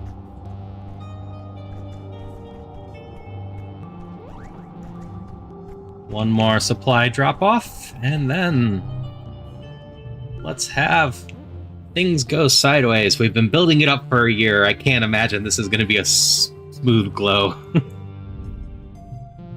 At the next FSC club meeting, Mars swears in Nami and Rex. Do you swear that you will, to the best of your ability, protect and defend this colony against our enemies and faithfully keep this secret oath forever and ever? Nami and Rex both agree. The pledge sounds a lot more political than you remember. Mars hands them both pins with it, the SFC club's logo. First order of business is apparently dishing more about Governor Loom. What do you think about him? Mars drills Rex and Nomi. Is he as ignorant as he looks? He's not, like, pretending to be a nullhead. It's flawless and full security, right? We kind of know that he already can be a little more serious than he is. Nami and Rex look at each other awkwardly. Rex clears his throat and scratches behind his ear. Nah, Loom's just another meathead military guy. Honestly, he wasn't even real good at doing that. So I think they just gave him a desk job to keep him out of the way. Then he came through the wormhole and he makes a splat noise. Bunch of people up top died, and he was the only one left. Nami adds, yeah, they confirm. He's like pretty okay, I guess. We don't know him that well. Mars stares openly at Nami and Rex. Wait, you're telling me that he's the leader of the whole colony and he has all the governing experience of a trivet sandwich?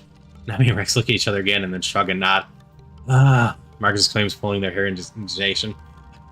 I would be a better governor than this idiot. He just sits in his office recording super Holonet videos about how we're winning and winning. It's so pointless.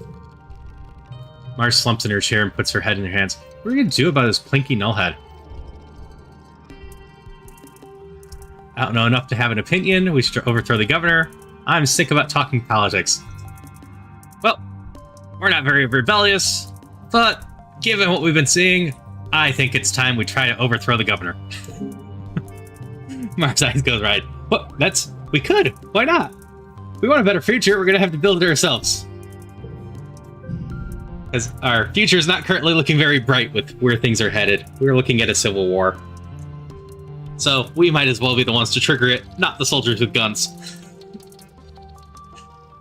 Bloom's war on nature is really bad too, Cal speaks up for once. It's like he thinks everything will be okay if we just hunt all the animals here to extinction, but if he does, it's gonna screw up the food chain real bad. Tammy nods her head in agreement. You look at the little FSC pin in your shirt and realize your silly childish secret club might be turning a bit into a political organization. This is fine.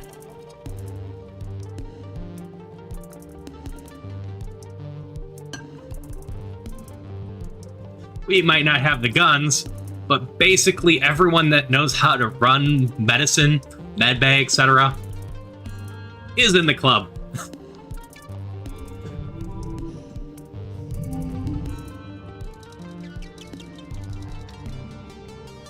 And, if I recall right, we also are the ones that have the full control of congruence if we want it.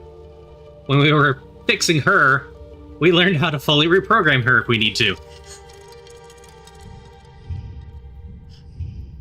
So our little club actually has quite a bit of power already.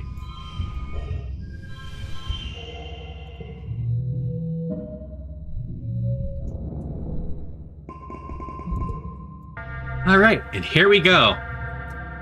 You're heading to bed when the sirens begin to wail, heralding the beginning of the yearly Xenofauna attack. Outside your window, you see soldiers begin to form up. This year, Anamani is heading up her own squad. You see her red hair bobbing along with the others as she rushes to defend the walls. We could learn our lesson and finally wait in our quarters, but, well, we have so many boosts to bravery from our items, we get to be stupid like usual and rush out. We get a better view of the show out there anyway. Alright, looks at you in surprise, but nods when she sees you're ready for a fight. Someone hands you a plas rifle, and you join her squad on the walls. We might be able to find our humanoid local life form and talk to them again. Stand shoulder to shoulder with Anamani and watch the Xenos mass far side of Firebreak. Look at them all, she says darkly. They just keep coming more and more every year. What are they even waiting for? Why don't they just attack already? She shoots a look at the rest of her squad, all the Helios, mostly young adults like you, and lowers her voice. Just want to get this over with, you know, she confides you. These Helios learned to march before they could walk. I want to prove I can handle myself as well as they can. She runs her fingers down the barrel of the plasma rifle, where she stenciled the name Kombucha. Lowing from the forest draws your attention back to the animal. Wall of animals is approaching in eerie unison. The forest is drumming a rumbling tattoo across the ground. He clutches her rifle tightly. Okay, here goes. Animals approach the wall at a steady pace, but stop short of the walls. Instead, they mill around outside the colony, near the garrison. Very silence, you hear the sudden crackle of plasma rifle fire, and flying creature falls to the ground. Your security chief Rhett from his post in the walls telling his squad to hold their fire. His voice rings through the still expectant ear. The Xenos are just standing there. Then, an explosion rocks through the colony, the shockwave hitting you like a physical blow, and the heat right after, like walking into a wall fire. You're pelted with debris raining down from the sky. Calm smoke billows from the burning section of the walls near the garrison. From the thick belt and shock ripples through the colony. You can't imagine it was on purpose. Iron recovers first, letting out a string of horror. These assholes, she yells. They knew our weakest point. How? She gestures to the flood of Xenos pouring through the gaping hole in the wall. There, she orders. Protect the gates. Shoot them from the walls.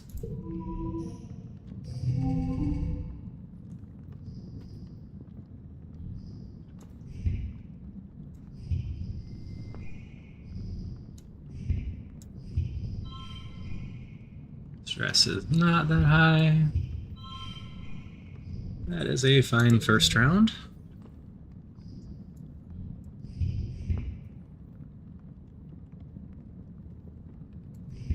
We'll just save a bunch of those. Aim for a really big last round.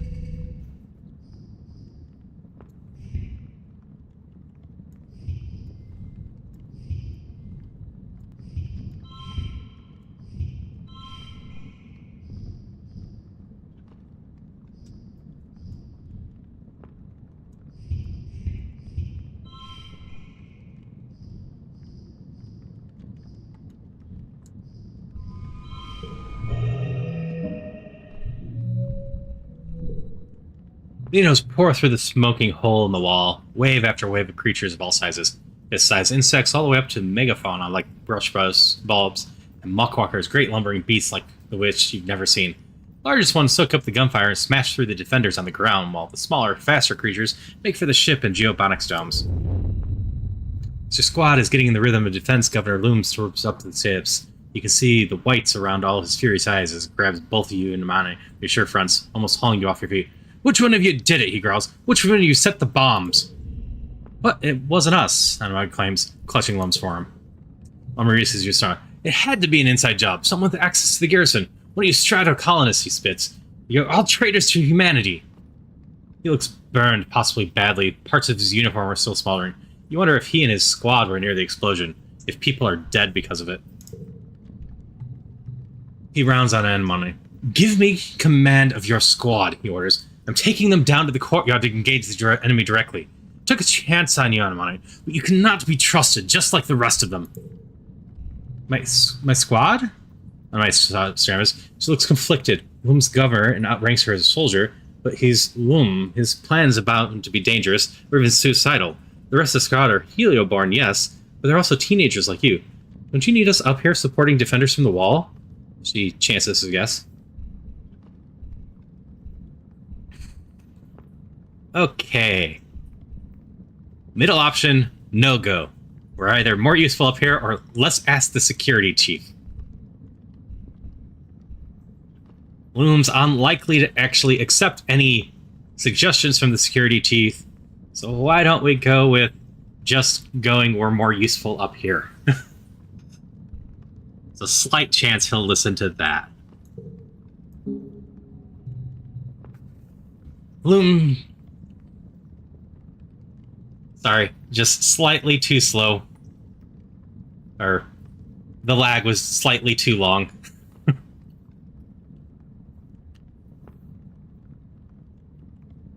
Loom doesn't look convinced, but your support emboldens Anmani. She stands up straighter and hardens her expression. I can't send my people into close combat, she says firmly. We're trained for ranged defense, not melee. The governor looks at your squad mates, but none of them make a move to follow him. He curls his lip in disgust and stalks away. At least we drove him away, and not sending a bunch of teenagers to their death. My logic was Loom and Rhett are basically at each other's heads. Rhett is more likely to shoot Loom in the face right now than convince Loom to do something. Your squad stays on the wall, providing range support for people fighting below. The air is thick with smoke and chaos. When it clears, you can tell that, against all odds, the defenders have regained their upper hand. Courtyard's littered with bodies, human and Xeno both. In the distance, you can see that geoponics domes are shattered and part of command is on fire. The colony is staggered by the explosion. They attack from within. In the quiet following the battle, the colony comes out of hiding to gather in the courtyard, surveying the damage. Governor Loom is on the warpath. I'll find out who did this, and I'll have their goddamn head. I want every single strato lined up and questioned. Those were our explosives. I want to know who set the goddamn bomb. Oh no, I'm quite hoping that shooting him happens soon. It would be better for the colony. It just couldn't happen in the middle of the fight. You and everyone from Strato are hauled aside and questioned for your whereabouts prior to the attack. Everyone, that is, except Dis. He's nowhere to be found. Dead or alive.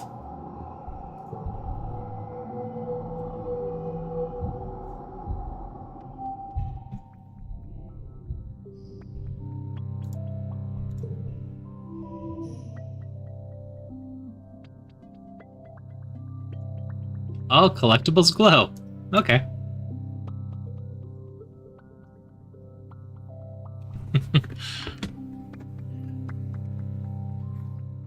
I mean, that's when we should have done it. We should have accidentally had our gun go off startled. Rhett's always being watched.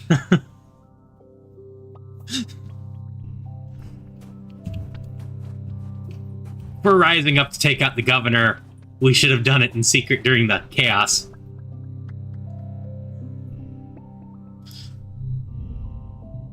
Mars is sitting with her head propped up in her hand. I just think I'd make a better governor, she sighs. So the spacehead with a gun thinks he knows what's best for Golly. She rolls her eyes. Like, okay, he's older, but I've lived here almost half my entire life. Like, who are you gonna trust here?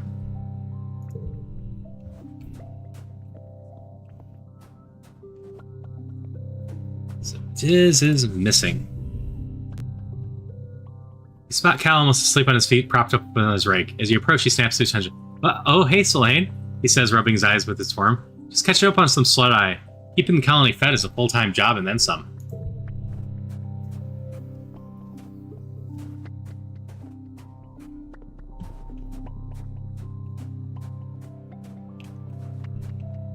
You still have nothing useful to say to us, do you? Yeah, you still have nothing useful to say to us. What about you? Yeah, you're just nodding to us.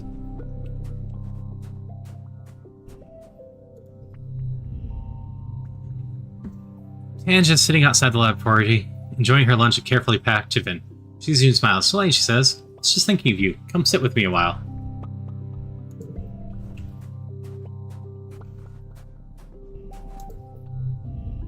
Tammy's sitting in a big chair in the lounge, and she see a passed on her chest with fat little legs and arms splayed in every direction. Tammy looks up at you and gives you a tired smile. I don't know what to do, Solane, she kisses quietly. Sometimes it feels like everything is terrible. And I look at her little face and I'm just so sad that this whole world is where she's going to be growing up in. Tammy sighs and strokes her head through and she has hair. We're supposed to make the world better for our children, but it's all we can do some days just to put a smile on for her.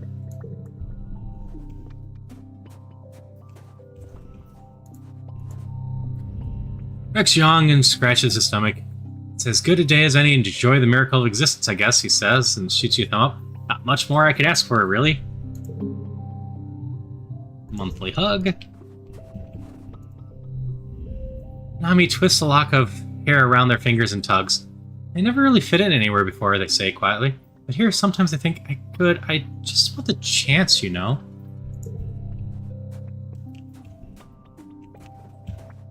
Alright, secret political club. Can we continue? Anime and Vase are practicing hand-in-hand combat in the yard when you arrive with a crate from the Helio. There's a lot packed away in that big ship that needs to be organized properly. What's that? Vase asks, she thinking it's practically safe. Delivery? Anything good? Oh. Crack open the crate. Inside are a bunch of brand new weapons from Earth. Never been used. Nari grabs a drone rifle and makes a cooing noise at it, cradling it in her chest. Oh, more of these? Vase says. Whatever, just put them in the gun locker, I guess. And Nari reluctantly hands over the drone rifle and leaves it with Vase. His arm draped progressively over her shoulders. She shoots you a little wave. You're packing the shipment when you notice the invoice in your hololith says 5 drone rifles. There are 6 in the crates. That was a better rebellion. That is a lot of extra combat. If only we were more rebellious. I'd finally go be able to slap Vase around. Alas.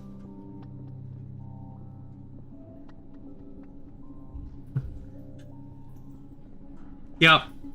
She absolutely could do better than him.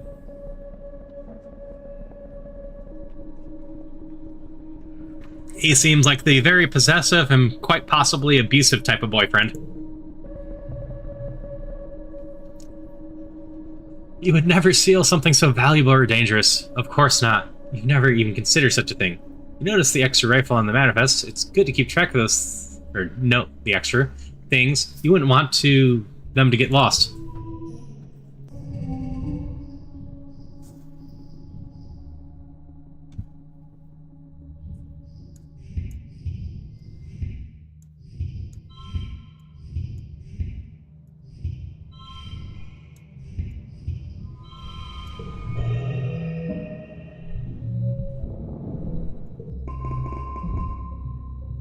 The investigation into the bombing during the Glow attack continues all month. Governor Loom and his goons can't find a way to pin it on any of the Stratus, and over time people come to accept that Diz was probably the culprit. Rumor doesn't make anyone feel better, but it does take the heat off the others, including yourself. As usual for this time of year, your dreams have been getting more vibrant and invasive. You have trouble distinguishing dream from reality during the day, and you dread falling asleep at night. Huh? How'd that Popeye get in your bedroom? Let's just follow it. You chase it out of your balcony door and find yourself on a thickly wooded path, the mushwood pressing close in on every side. Light is weird here, pink and glittering, casting teal shadows. Popeye disappears down a hole in the ground, and without thinking, you dive after it, squeezing your shoulders to fit through. You tumble into a cave, beautiful and surreal, shimmering with a light that seems to come from within. You take a step forward, granules of pink sand crunch underfoot. The cave opens out into the forest that seems lifted from fairy tale. Sunlight beams through breaks in the trees, illuminating a path of mushroom ringed stepping stones that lead you to a small cottage. Spot the Popeye hurrying further down the path. Could go to a cottage. Let's just continue following the Popeye. See where it takes us. Chase the dream. Past the cottage is a field dotted with hunched-over figures. You watch them tend the crops with simple robotic motions, not caring as you tromp through their work. Straw hats and overalls look tattered, and when you pass close to one, you realize they're not human at all. They're made of metal. Sightless glass eyes stare back at you, metal faces pockmarked with rust. The rasp of their terrible creaking floods your ears, like a cloud of cicadas. The closest robot turns to you, its glass eyes shine red and grabs you by the wrist. Its grip is painful, bringing you to your knees in the loamy dirt. Pushes you down, planting you like a seed. The ground swallows you and you can't even cry out. You're falling. You land hard on solid ground, your breath whooshing from you. It's hot here, impossibly hot. The twin suns beat down on you, burning your skin in contact. The air is almost as painful as breathe. It's on all directions stretches a barren wasteland of dead trees, like bones puncturing the dry skin of the planet. You rise from the rusty, cracked earth and begin to walk, stumbling over the bones of unknown creatures. You don't know where you're walking, only that the horizon doesn't change. The red sky just stretches overhead, like a great bowl of heat pressing down on you. A great roar shakes you and you turn to see a chimeric nightmare, a manticore, but with Governor Loom's face. He towers over you from a podium, his claws clacking and his tail thrashing his processes. We, primeval forest felling, he chants. We, the river stemming, piercing deep in the mines within. We, surface broad surveying. We, the virgin soil upheaving. Overhead, the sky is streaked with smoke. They are rumbling in the distance. Run from the creature, or stand to face it.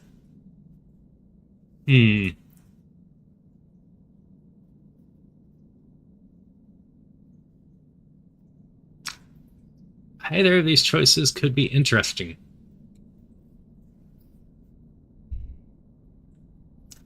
Though, if our goal is to eventually take down the governor, why don't we just stand to face the nightmare one? Yep. Alright, Tuna. I see we're in agreement, so we will stand and face it.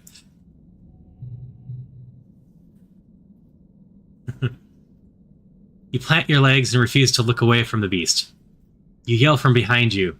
Mars appears and swings a sword made of light at Loom Abomination. Its head rolls across the dirt, but it continues to speak. You turn from the scene and walk away, feeling the memory of it cling to you as you push and claw your way through another reality. You stumble forwards towards the dark, glowing fortress.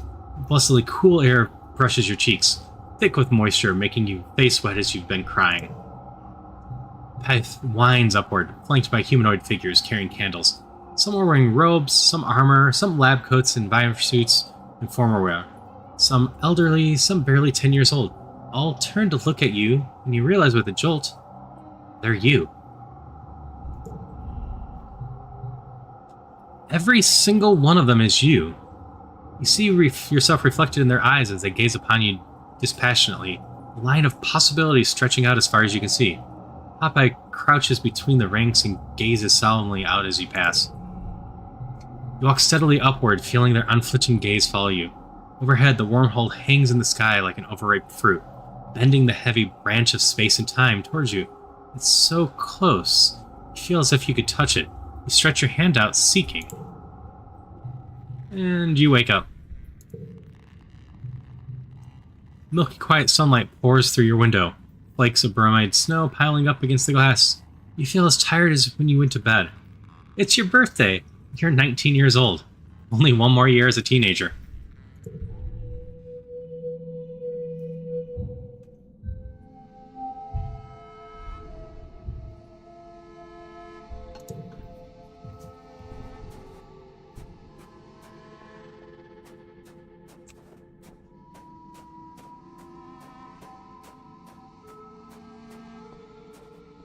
Building up that rebellion now. Up to 30.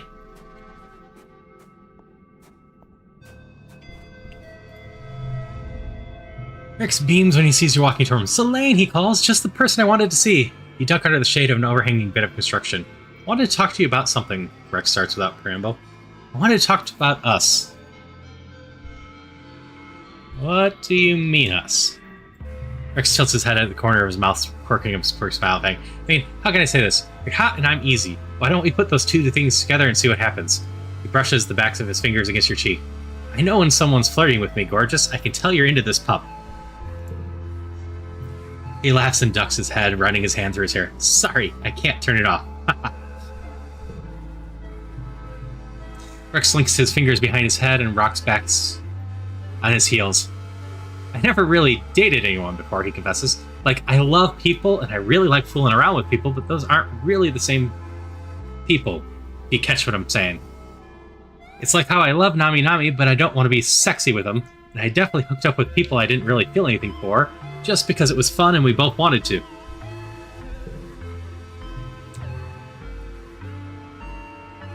He stops rocking and takes your hand. If you're okay with that, I think we could have a lot of fun and just see where it goes. So, I know Tuna would want me to pursue this, but again, we're with Tangent. So, unfortunately for this run, stop. No, don't feel the same way. Rex give you the biggest, saddest puppy dog eyes you've ever seen. Really? He whines, like literally whines. And he stands up straight and gives you his smile. Kidding, kidding, he screams. Just pulling your leg. We're cool, for real. I mean, you know me. Dog's gotta hunt. I got plenty of friends I don't sleep with, he says. I'm always happy to have one more. Yep, there's always future runs. I mean, especially with Rex. Rex made it very clear that Rex is poly. Rex will not care if you have multiple partners with him.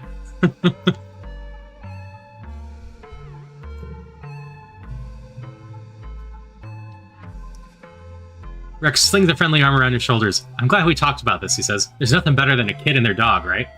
You have to agree. It's awkward to tell someone you don't like them that way, but you feel good about this one. And Rex seems as genuinely happy as ever. It's good to have a friend like Rex. That triggered a conversation with Tammy, huh?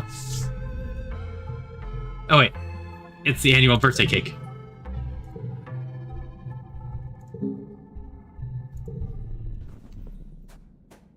I can run over here and just give it to Nami. Nami takes off the VidSpace helmet and gives you a sunny smile. Hey Selene, they say, do you want to play laser table? You gotta be careful, because people get weird now when I'm running around shooting things, even just imaginary. But if we go around the back of Geoponics, you should okay. Because you like cakes. You can have more cake.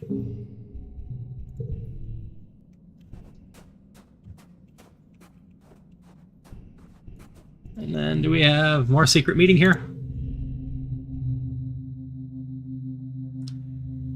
We trying to find a Minister Seek to ask about something and accidentally stumble into a meeting they're having with Governor Loom. You didn't catch the topic of the argument, but you managed to piece together that Seek is trying to get Loom to come up with a way to explain something important to the colony. Whatever it is, Loom is dismissive about it. You hear him say that he's not here to hold people's hand, which just frustrates Seek. Figure it out, Seek, Loom says. That's your job. Aww. Just missed the cutoff of the rebellion.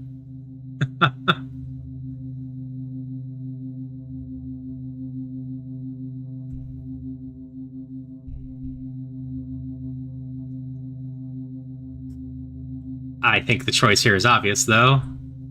If we are planning an uprising, we're going to spy.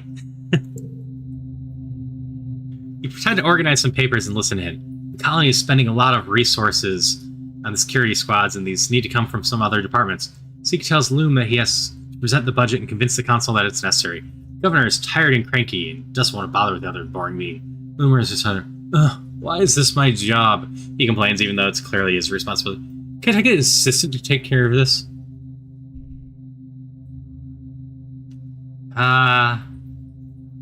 Would be great to become the assistant to sabotage him. But that persuasion, nowhere near 60. You ignore them. You have better things to do than listen to Loom's speak argue about administration. It does seem that they need an assistant, though. Maybe you can offer your service later, when you're not so busy.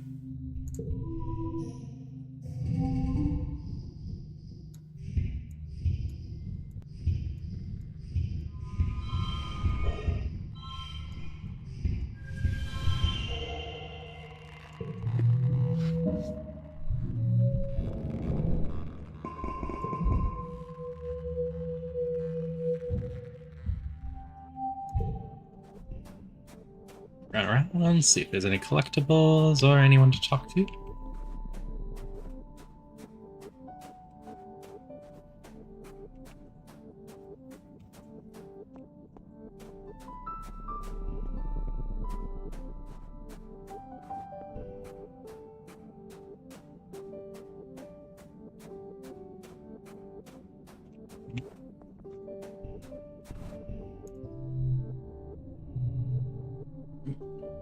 So we'll just say, my guess at this point is our first run is going to end with the colony completely destroyed with the creatures winning. Everyone dead before we jump into the next loop.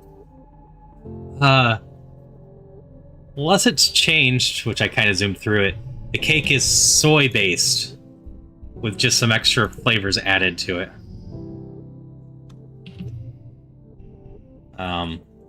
It always goes in where Tammy used the soy printing machines to make the cake and did her best to make it not taste like soy, but just kind of tastes like soy.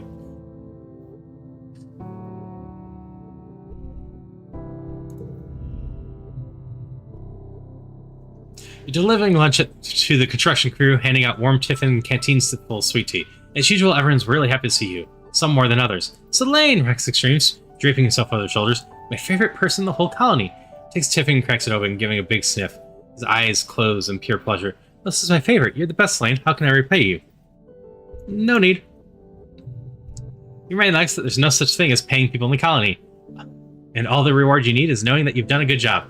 Rex gives you a big hug anyway, and the construction crew tells you to please pass on their thanks to the kitchens for the delicious meal.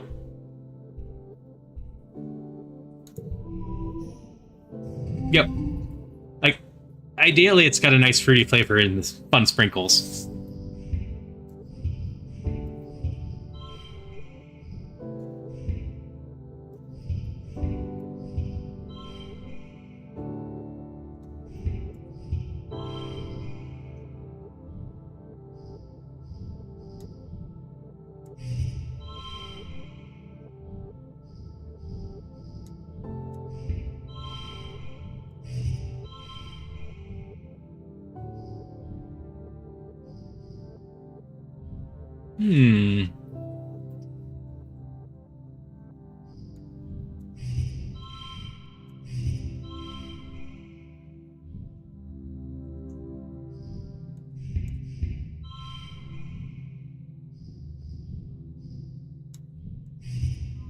There we go.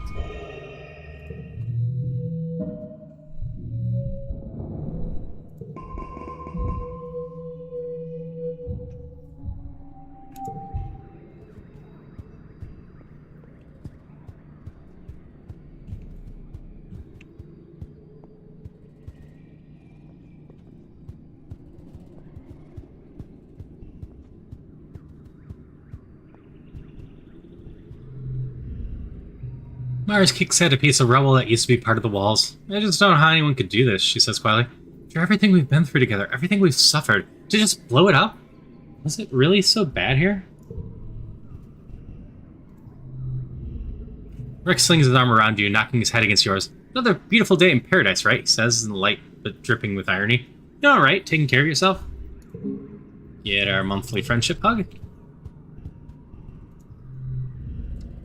Nami is perched up on the fence, swinging their legs as they watch Colony Life go by. Hey, Selene, they say with a wave. Sometimes it's nice to just sit back and take a break. They pat the fence beside them and haul yourself up.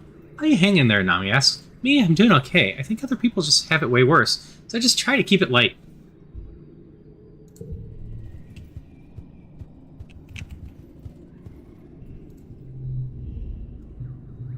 Tammy is doing circuits of the courtyard with Vicentia, guiding her by chubby little hand. Come on, lovely, she encourages. You're doing wonderfully. Tammy rolls her eyes good-naturedly as she passes you. She could do this for hours, she says. Cal waves at you from the garden and rises to his feet. Almost comforts seeing that, despite everything, he's still the same old Cal like blood blood. Hey, Selene, he calls out to you. What's going on? Cal has to have the least amount of unique things out of everyone. Or I just have the worst luck at his random conversations.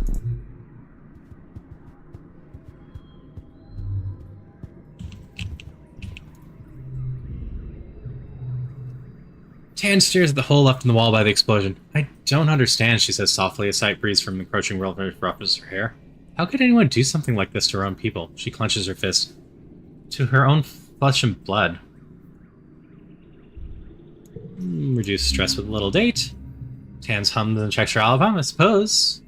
You provide me sufficient motivation. We enter the quarters. You and Tans go for a walk, eventually ending up back at the quarters. Hardly motivation. We've done this one before. Tans says, we realize where you're headed. I don't need sleep as you do. Stop and look at her, wondering if you have to spell it out. She holds your eye, revealing nothing except for a subtle twitch at the corner of the mouth. Finally, she runs. Oh, you mean for the purpose of copulation, she says. Why don't you say so? Who knew Tang could be such a tease, literally. But, yay, less stress.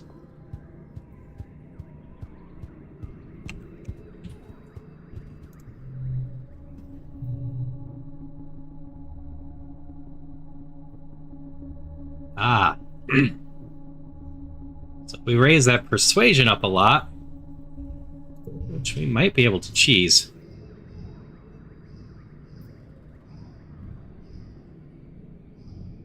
It is currently at 26. Get it with 46 there. 56 there.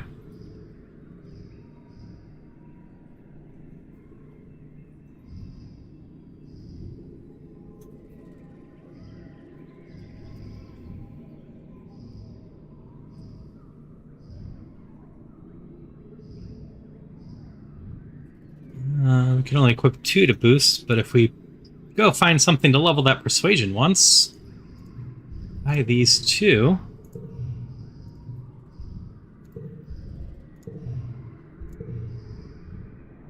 I believe we can start our little espionage.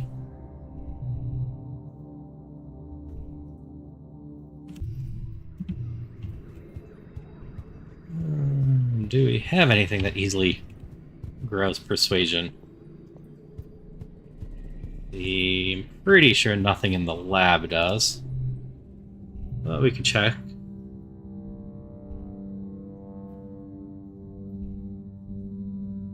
Oh no, Humanities does. We can do that in 2 goes, and it will also up creativity some. You're doing creative writing in teams, and you're paired with Mars. You wish it was Tange. She always does so well on these. The theme is Earth's natural environment. Mars takes the topic at face value and wants to write about how beautiful everything was on Earth. with blue skies and green plants everywhere, and huge oceans that went forever. It always looks gorgeous in carefully staged movies you see in holovids.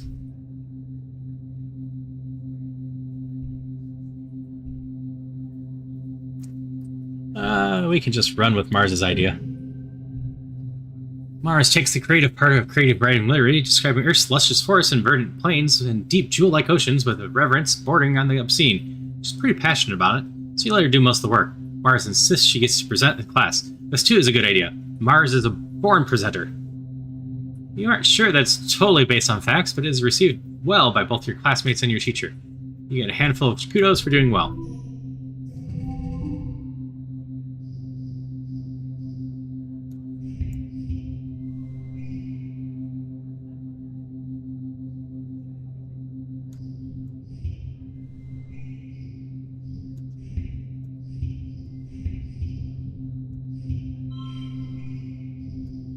Let's change those two. There we go.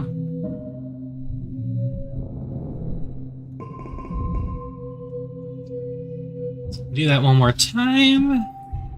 I mapped out everything right in my head. I'll be able to boost that persuasion up to 60 and go become an assistant.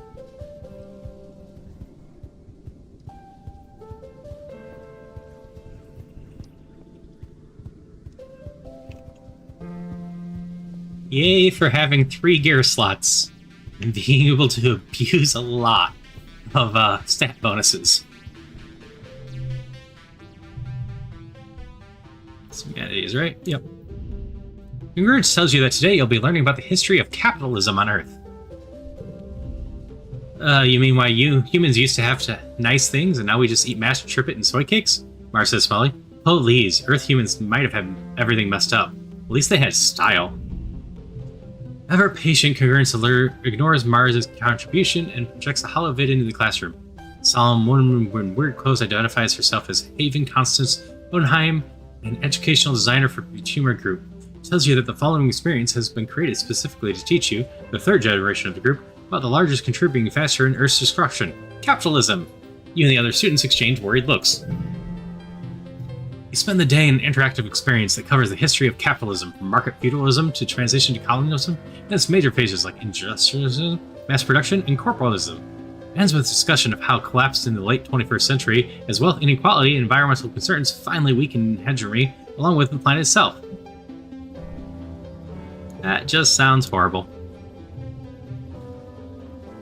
Our rebellion is back down to 30 as well.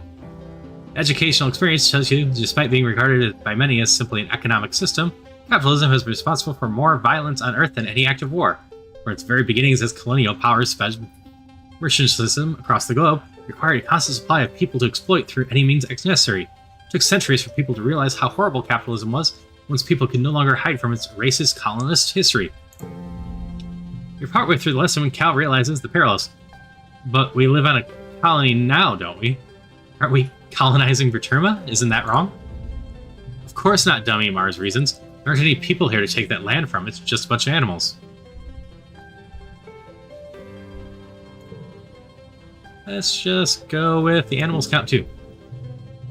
Cal nods in agreement, but Mars is not impressed. I squashed a dwarf's mouth the other day, she retorts. Are you going to tell me put in future jail for future money or for money crimes? Yikes, Lane, you should just lock yourself in a room if you're so worried about hurting the environment. Tangent watches Extreme silently, but turns her head and doesn't meet your eye when you look at her.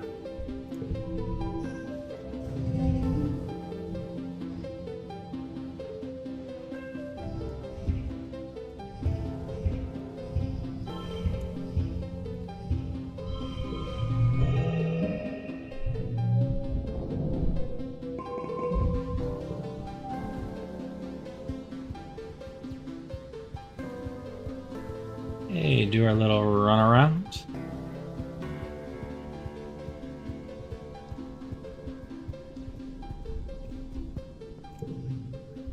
And then take off those two. Add those two. Persuasion is now 60.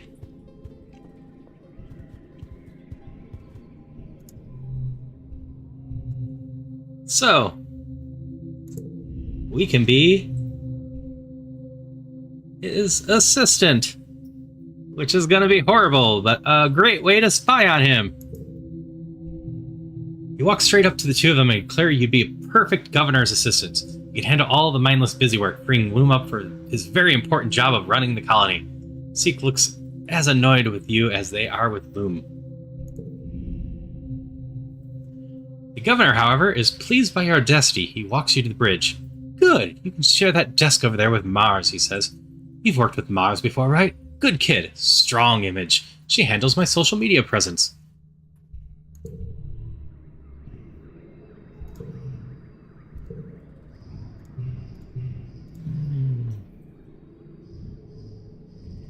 What gear do we want?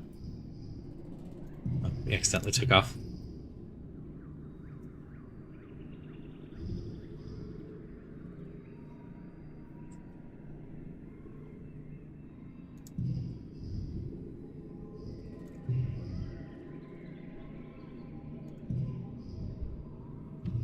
Go back to the other stuff.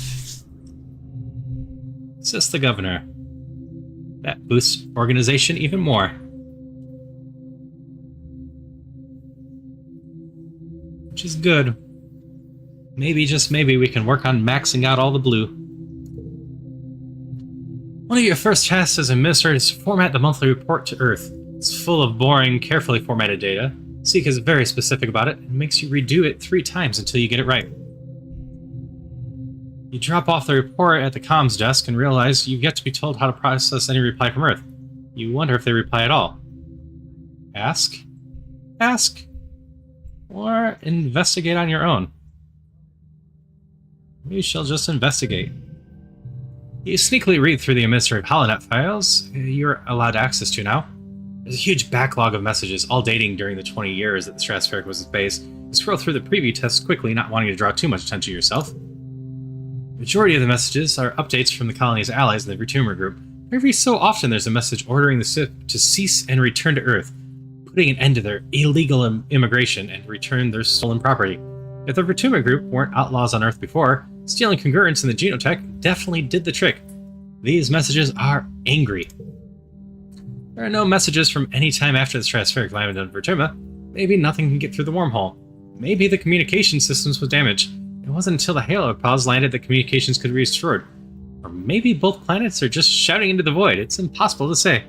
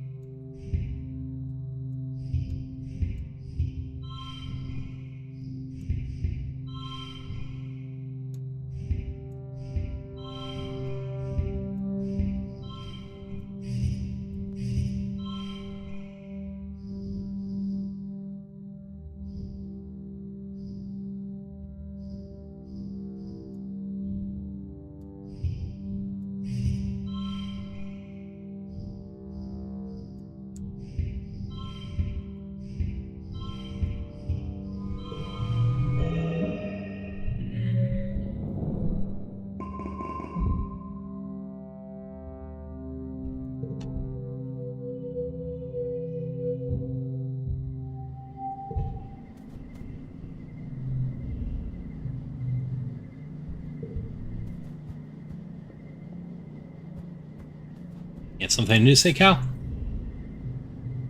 You do. Cal is standing in the middle of the garden, looking out towards the walls with a curt eye.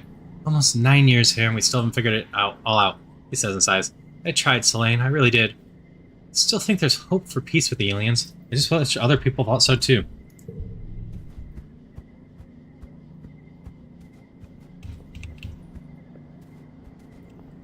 New friendship hug. Rings his arm around you, knocking his head against yours. Another beautiful day in paradise, right? He says, voice light, but dripping with irony. You doing okay? Taking care of yourself? It's the same thing as last month.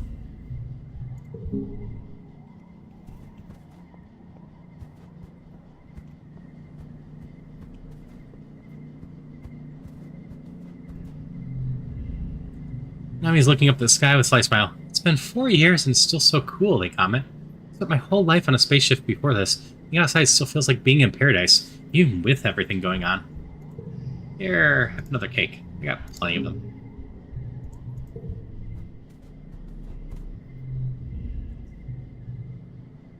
Tammy looks up from her knitting with a smile, but quickly reevaluates her position. "Oh, Selene," she exclaims, putting her hand to her chest. "Are you taking care of yourself? Do you need a nap or a snack? What can I do to help?"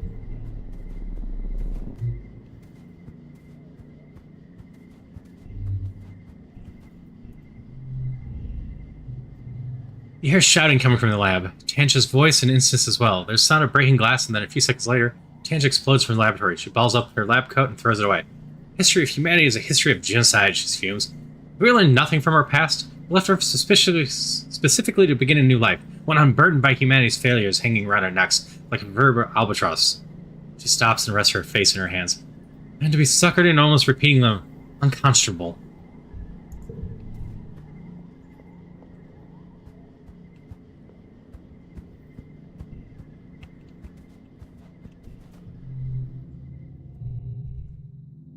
Assist the governor.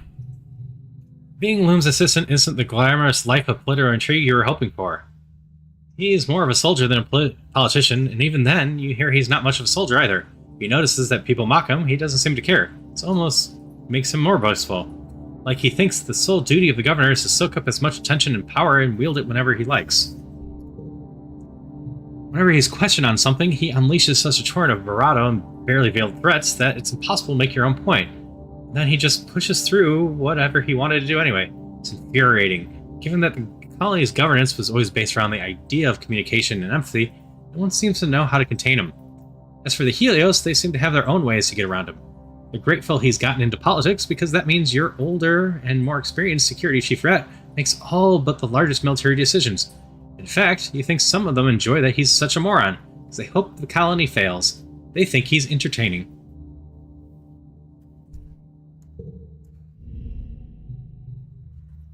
Nope, not at all. Mars is responsible for producing his social media content, which he considers an important part of his brand. They consist mostly of powerful sounding but ultimately empty speeches about how great the colony is doing, how proud everyone should be of their really, really, truly great work, and just fantastic, really. Usually while carrying a log of mushwood so he looks super strong. You and Mars are huddled in command trying to avoid his attention while Mars strolls through Lum's selfie roll, trying to pick the best one for his social media. As a political strategy, it's not unheard of, she mutters. Plenty of dictators use it. I just can't tell if it's his official strategy or if he's really this vain. Your first suspicion, Mars groans. Loom clasps his hands from his shoulder and smiles. There you are! I was thinking in the next video, I think the colony is ready to see some footage from that counterattack I led against the enemy aliens. Oh stars, you remember this. Loom pays the footage at the time he charged in the battle and nearly got everyone killed with explosives. You cringe as you remember it wasn't your finest moment either.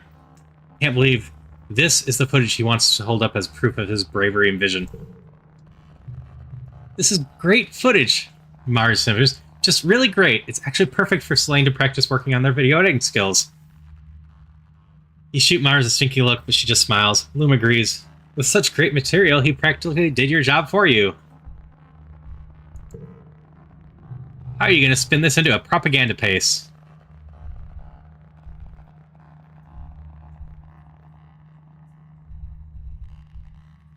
Well, it's time. Yep. Absolutely, sabotage time. We're going to start making him look bad.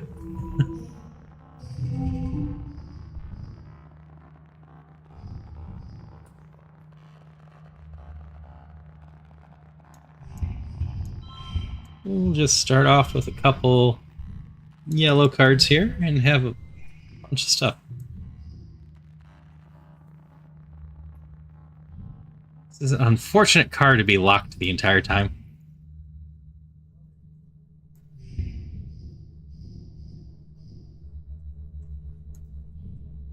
We're gonna fix this.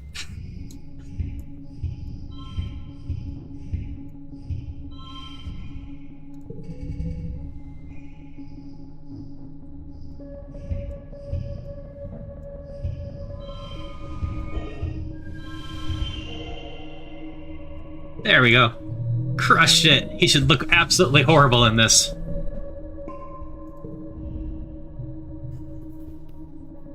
You crack your knuckles and settle to make Loom, worse than a joke. You make him a meme. Mars cackles when she watches the video, then hits send. It's perfect, she says. I don't care if he looks bad. Garbage in, garbage out, you know? She sighs wistfully as people start to react to the video. I would give you much better source material.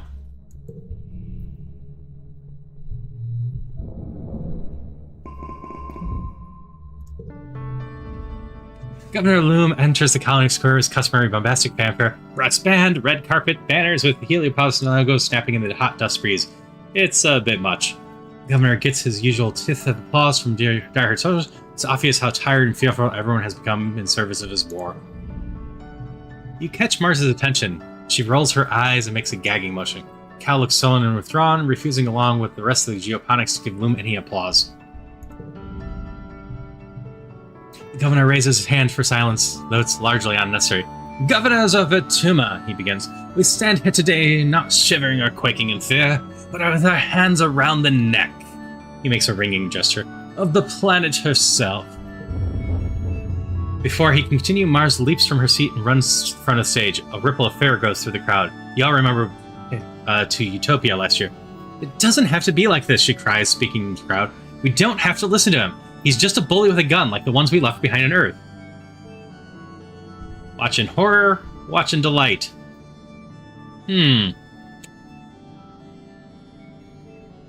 We are worried about Mars, but we also like watching her stick it to the man. Kind of want to just have an option to go help her.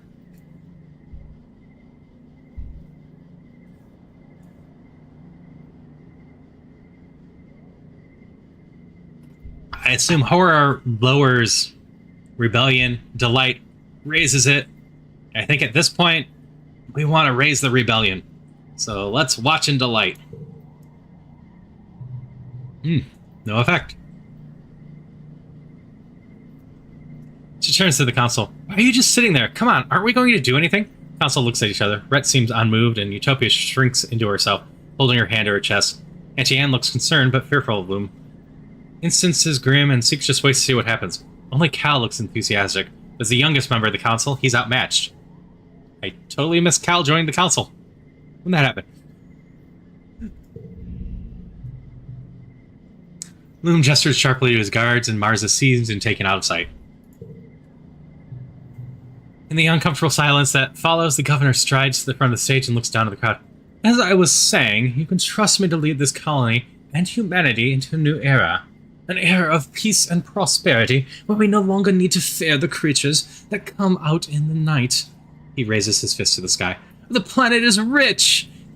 It is the Earth we were promised, unscarred by the mistakes of our forefathers. Here we will become what humanity has always strived to become, caretakers of a new garden, children of a new Earth. The people cheer, spurred on by Loom's display of dominance. Loom looks upon the crowd with pride. Pioneers, we're so close. Soon this planet will be ours, and all her riches and wonders with it. But first, we need to adapt to the harsh realities of our current world. He gestures at the council. I know you all love your council, but it's time we thought about the future.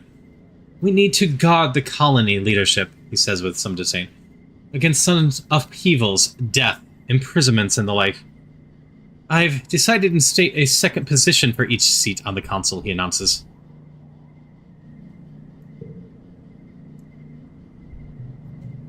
Loom explains that every council member will take an official second in command. Seconds will be trained in the running of departments and will be ready to take over the departments should the worst happen during attack. Council looks concerned. Is this how Loom begins to cycle out the colonial government with a veneer of legitimacy? Applicants must have spent a minimum amount of time in the department and was judged by the council based on their relevant skills, though Loom will likely argue hard for his heliopotencies.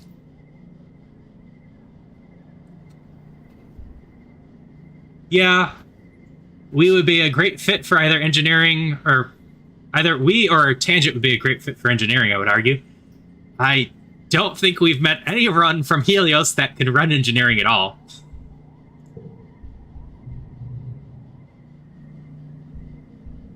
Administrator, engineer, cultivator, steward.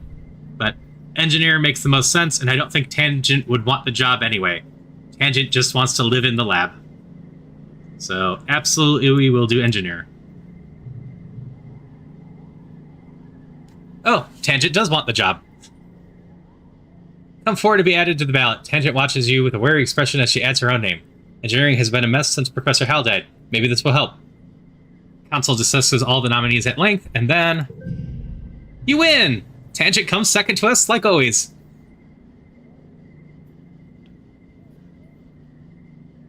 How upon Chines, the Congress updates your clearance to give you access to all the schematics for the ship and her systems. Yep, and having access to clearance is always a good thing.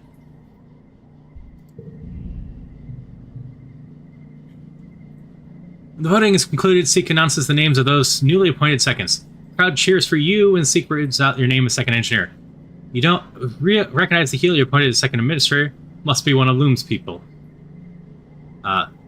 Vase is appointed as second security officer as Rhett. He gives a little speech essentially congratulating himself and promises to be single-handedly win this war. Rhett's gonna die soon. Only Helio-born agriculturist is chosen second cultivator. At least there's someone with actual geoponics experience, not someone Loom's installed on the position. Steward of the Heliopause joins Aunt Anne as her much-needed second steward. There's a lot of babies in the colony now, and someone has to help take care of them. Helo surgery you don't recognize is appointed as Utopia's second, much to her dismay. After the potlucking is over, the crowd adjourns to the feast tables and eventually the dance floor. The sun sets on a long day, the heat breaks, and the party continues well into the night. After the festivities, it's straight back to your work as usual. Everyone complains. You usually get at least a few days off after Vitumia, but Loom reminds the colony that it's only a few short months before the next attack. Your dreams begin to increase in intensity as the wormhole draws closer to the planet filled with terrifying and confusion visions. A feeling of urgency dogs your steps, like you're running out of time.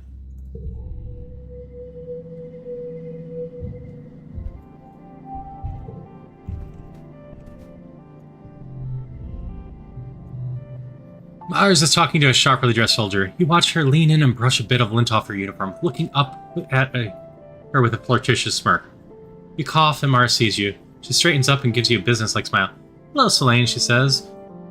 Rabina and I were just talking about how the soldiers' quarters are starting to leak. Just terrible waking up wet, she says and relaxes awkwardly. Was there something you needed, Mars asks.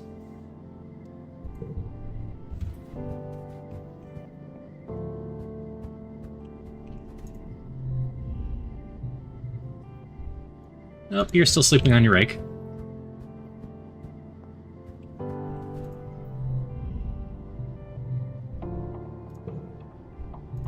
We're on the same season, apparently. I always lose track of when the festival is.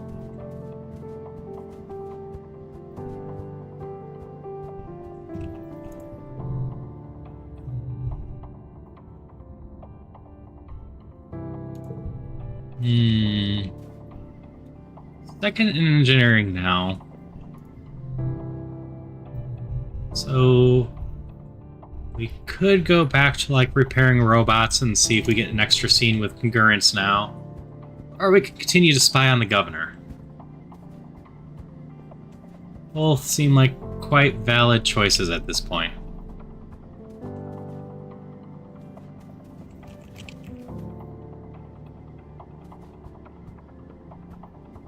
Thinking, let's try a little bit more spying and see if we get some reason to go mess with Congruence.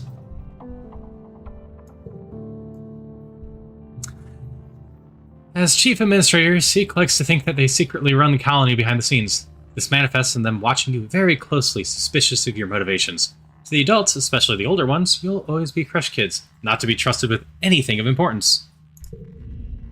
One day, they pull you aside. Selene, I need your assistance for classified missions, they say. You're surprised. Seek never trusts anyone. Could this be a trap?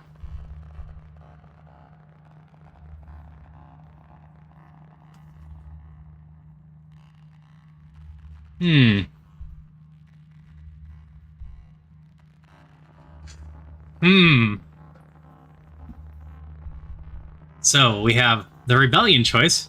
You can definitely trust me for sure. Or, we can bring back up the weird sculptures. which we haven't told anyone about, and can prove that we're trustworthy.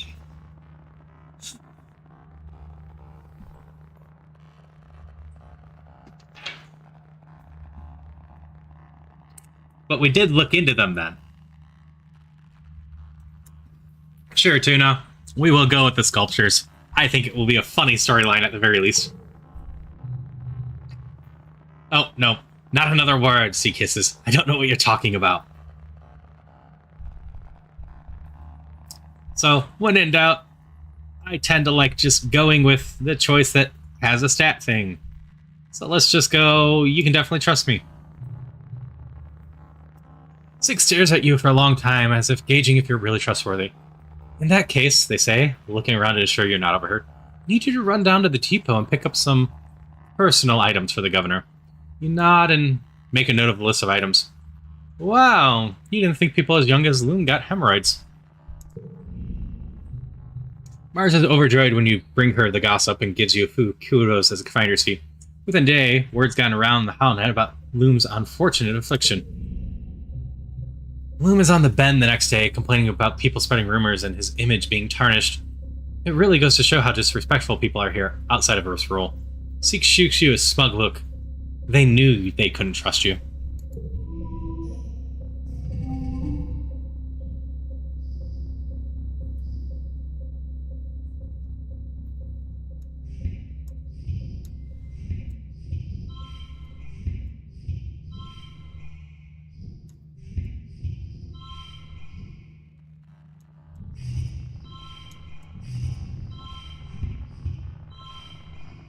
Mm-hmm.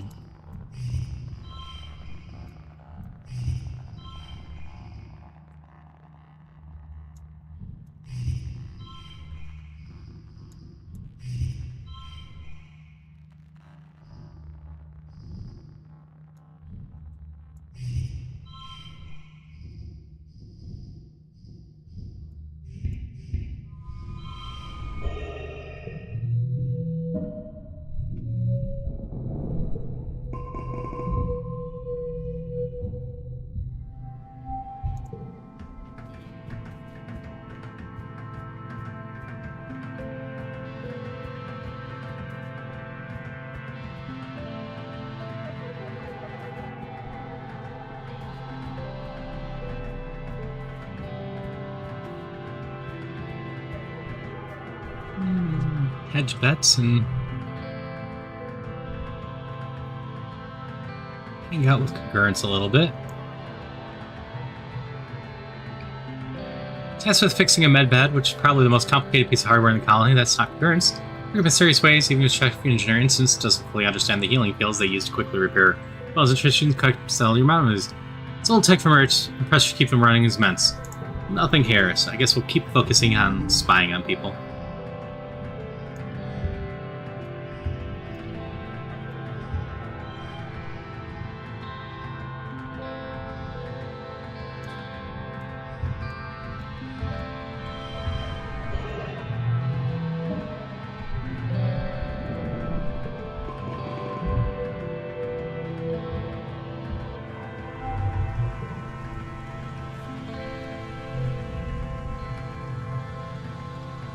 Tan just hunched over her workstation, the heels of her hands pushed against her eyelids.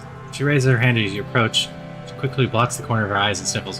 What is it? She asks. Have you heard from Diz? Ah, she's finally caring about her brother.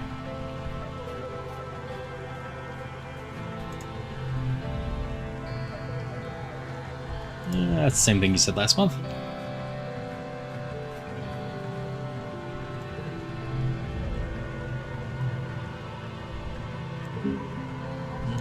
Monthly hug.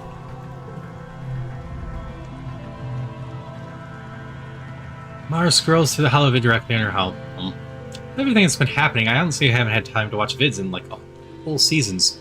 Maybe it's been long enough that they'll feel new again. Probably not. Get new, debate. Mars would never stoop to using her fists to get her way, but she loves a good fight nonetheless.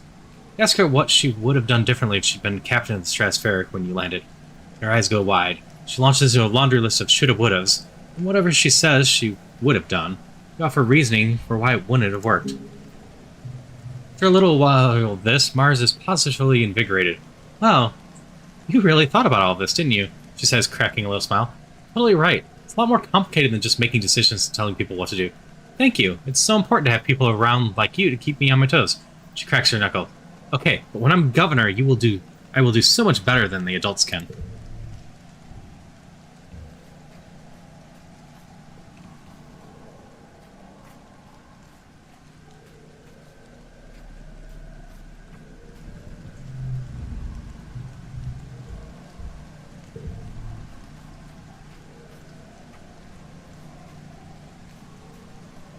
We need to rest, so we might as well rest in the area that Diz has a small chance of showing up on.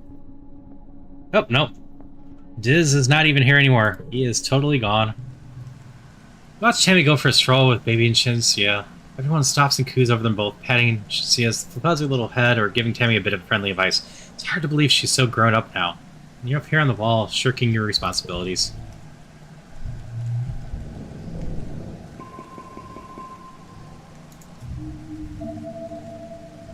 We'll just forget Diz.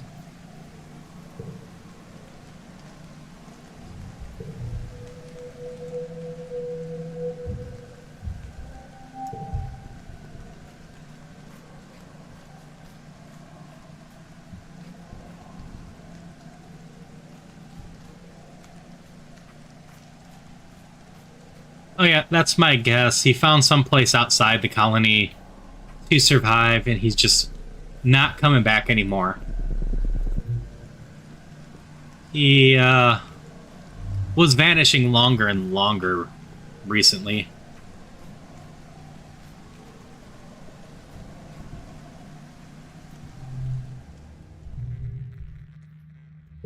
We will assist. Though most people have made great efforts to find common ground, the unrest between Strato and Helio factions is common. The colony was founded with peaceful egalitarian goals, and the soldiers and scientists of the Heliopause represent everything your parents and Bertuma group were trying to escape from Earth. The fundamental culture shock can be difficult to navigate, even for those with cooperation in their hearts. Then there are those who do not wish to cooperate. Instance barges into command while you're on shift, not waiting for an audience before she starts barking at Loom. Governor Loom, she snaps. Tell your soldiers they are not, and will never be, welcome in my lab. Loom blinks. Soldiers? He says. Do you mean the researchers? At Instance's terse nod, Loom smiles and puts his feet up on the command console. We brought Earth's finest scientists with us, Instance, he says, condescendingly. Experts in their fields, every one of them. I thought you'd be grateful for the help. As assistants, not as lab heads. You can't just come in here and I can, actually, Loom says, spreading his hands instantly as if it's not his problem. Look at this place. Instance, your weird hippie experiment failed. If it weren't for us, you'd be burying each other right now. Everyone has to work together. Just then, as aforementioned, researchers catch up on Instance and all start talking over each other, demanding that the governor order Instance to stop treating them like interns and promoting Helios to lead positions. Instance starts yelling back, and command becomes a chaos of scientists screaming over and waving their arms in concentration. So we can side with Helios, side with Instance, or keep quiet. For purposes of spying, keep quiet is better. But we are working on building up a rebellion, so I think we side with Instance.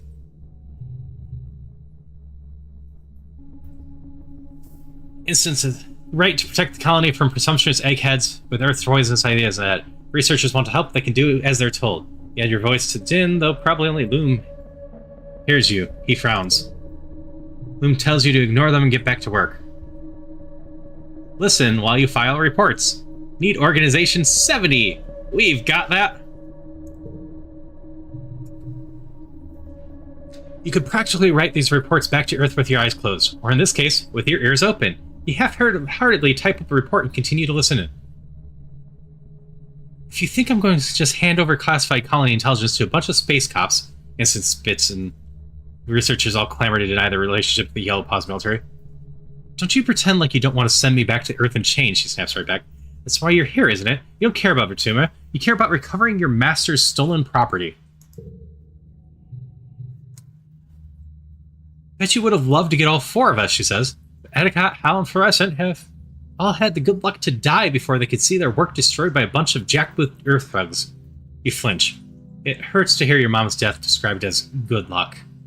Insists as Ramrod straight, her face crimson with fury. But you're not going to get me, and you're not going to get my work either. Loom steps in finally. Now, Instance, you're right. We were sent here to bring you to justice. But now we're one colony. Neither ship is leaving Vertuma again. I sent a message to Earth telling them that the colony was a failure, and justice has already been served. No one's coming for you. How can you know that? Instance says. We haven't heard anything back from Earth since were sent through the wormhole. They could be sending a new fleet of ships right now. A strange expression crosses Loom's face. I've been in contact with Earth, he says with a thin air finale. They told us to stand down and refocus our efforts on colonizing Vertuma. The room once again erupts in chaos. You try to get back to work. These reports to Earth that you thought were just busy work may be more important than you realized.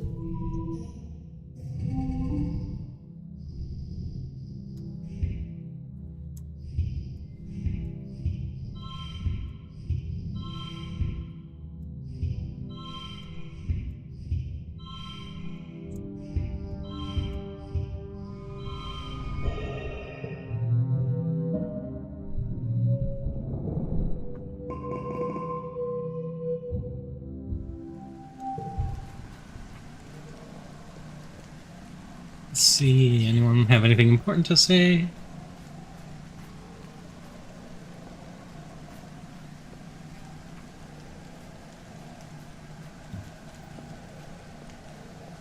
No, then I guess we just keep spying on the governor. Giving us information, at least. You develop a bit of affinity for the bitter, bracing taste of bleep tea. Everyone around you drinks it, so you're always fetching some. It's easy to start pouring yourself a cup every once in a while. Then every other day. Then every day. Then multiple types a day.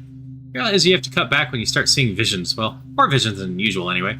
Time to put down the mildly hallucinogenic stimulants, Elaine.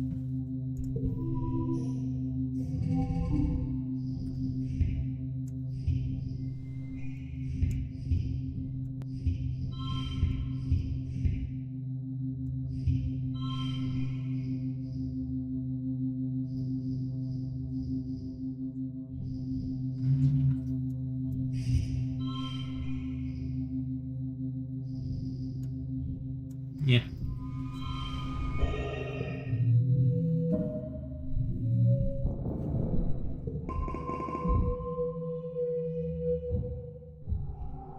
And we are to the glow again. New perk. +1 to social cards. New perk. Organizing level 2. Extra card draw.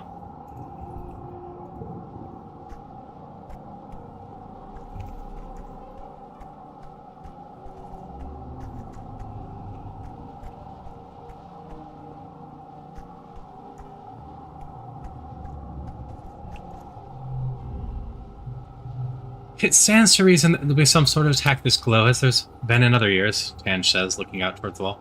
It's my hypothesis that each attack will grow in intensity until we're routed from the planet, or become the dominant species. How difficult this year was on our food supplies. We are certainly entering the season at a disadvantage.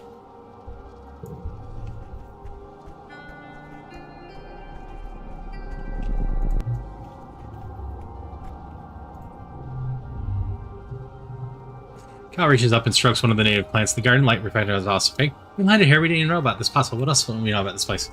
Yeah, that's the same thing you said last year.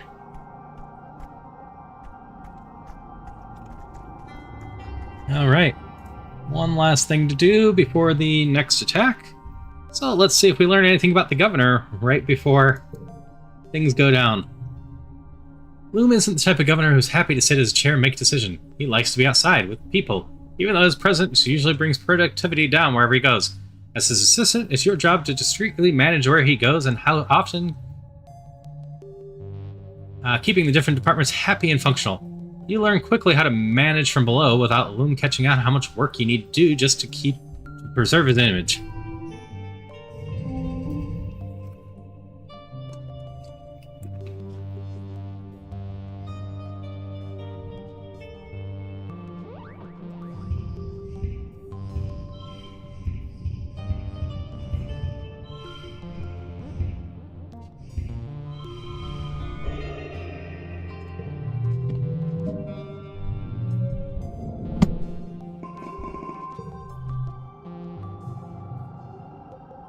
Knowing the attack is coming, as it always comes in glow, does nothing to calm your nerves. There's only so long you can handle sheltering your quarters. As the month draws longer, you find yourself almost compulsively walking the walls when you're not working, scanning the tree line for the first sign of trouble. You're there when you see them, dark on dark shapes coming out of the forest, perfectly silent. You watch with the lookouts as more and more figures amass at the forest edge. Minutes pass as the horde pushes into the firebrink, numbering at least, it must be in the thousands, more animals than you've ever seen in one place. The ground is choked with a teeming carpet of smaller creatures, darting in among the legs of... No. Oh no. Forest bends as faceless emerge from depths, followed by two more.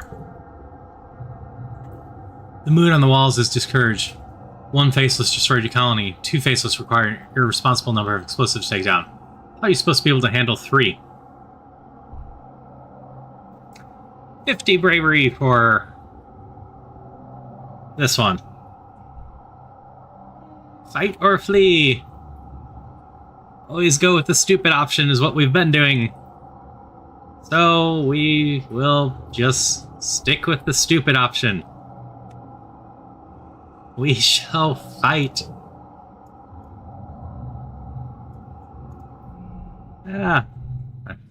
Survival is your only goal. It's what humans, it's what all living creatures do. The wave of attackers rolls over the firebreak, crashing against the walls. Flying creatures scream overhead, and the sound of blast fire fills the air. You rush towards the garrison to join the squads. As you run, you notice... colony defenses are mediocre. As you run, you notice the colony seems to be holding its own. Nothing has breached the walls yet, and it seems the tide of monsters emerging from the trees has slowed. The colony looks evenly matched. The battle's not in the bag, but so long as the defenses hold, things look hopeful. You're descending from the walls when you're thrown to the ground by a tremendous rumble. A few meters in front of you, something tunnels towards you in the mud. You have the impression something long and dark that cuts through the ground like a shark through the water. You scramble to your feet, but it cuts off your path, forcing you towards a geoponics building. It's a storage shed, mostly empty besides bales of hay as the float cow feed. It's dimly lit, but you think you see another door on the far end. The creature advances, throwing up rocks and chunks of dirt as it tunnels closer. We can fight it. 99. It's a lot of 2s.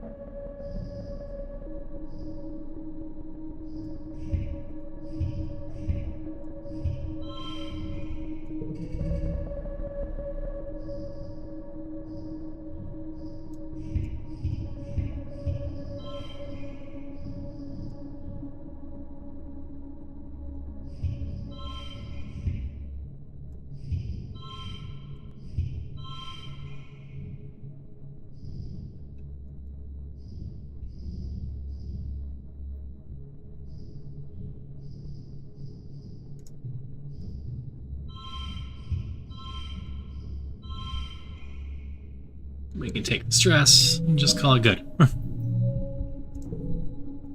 Grab a rake and back into the doorway and wait for the monster to emerge. As it rears up and thrusts in a long back snout in the ground, you stab the rake down into it, dispatching it. Before you even have time to be relieved, you spot a second one tunneling towards you. Take another step back into the storehouse and feel heat. The building's on fire. Hey, more stress. The dry thatch roof catches nights and rains flaming debris down on your head, filling the room with toxic smoke. The ashy heat is intense. You can feel it ripping the moisture from your lungs with every breath. You rush for the rear door, but the fire moves so fast, you're trapped as the roof beam collapses in front of you. You hear a cracking noise, then... just pain and noise like a bell. The world goes dark. You wake to chaos. Confusion of light and heat and smoke and fire.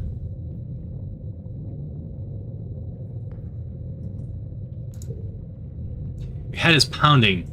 You must have hit it and blacked out, but you aren't sure how you got here, or what on Vertuma is happening. There's something important you need to remember. Stomach lurches as the floor crumbles beneath your feet and collapses. This feels slightly familiar. Your body arches and your eyes burn from the smoke. Figure appears through the flames. It's your friend. Your friend. Wait, why can't you remember her name? She's gesturing and shouting at you. What you hear is ringing in your ears. What's going on? Try to speak, but the words come out jumbled. Your throat seizes a lung-filled choking smoke. You feel dizzy and confused. Your friend pulls you out of the rumble. She throws her arm over your shoulder and half drags you towards the door. Through it, you see a deep, eerie twilight, dark blue and cold against the heat of the fire around you. Glow season. Glowing eyes. You shake your head to clear your vision. Is that some sort of dog, like from Earth? Wait, hold on. You remember this from another life. Not a dog. A monster. It's about to end your life. And probably Anamoni's too, which tightens your grip on you. Hunter creativity would shield from that. Hunter perception would shield from that. But Biology 100 allows us to be prepared for this. You remember this day for many years. Choking heat of the fire. This dog creature's dead yellow eyes haunting your dreams. You've prepared for it. Specifically, you installed an arm freeze trap right where you knew the animal would be standing when it transformed into a towering horror. As it does, you trigger the detonator. The trap sucks inwards, drawing all the heat from its surrounding. The monster's feet are frozen to the floor as it instantly crystallizes and becomes an ice statue. Nari doesn't stop to wonder how this happened. She gives the statue a solid kick and then shatters it into a million fragments. You emerge from the inferno of the shed, burned and concussed but alive. Nari smiles. It's good to be alive. You have your wounds tended in the med bay. Other soldiers there are in much worse shape, but at least the battle's over. It was long and bitter, resulting yet again in the destruction of most of the sawmills and arable land. The defenders managed to repel the Xenos before damage could be done to the inner colony. Maybe the monsters lost interest before finishing the job. It's as if the planet wants you to suffer, but doesn't actually intend to finish you off. Yet, anyway. But for now, you're just happy you survived to live another day. And that day is... your birthday! By the time you've recovered, the suns have returned. It's your 20th birthday. You're a fully fledged adult now. Though in many ways, you already were, and have been for a long time.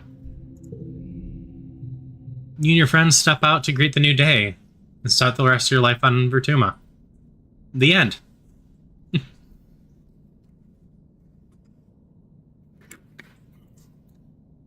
So, now we get to see what some of the ending stuff is, and what potentially happens with the next runs and whatnot.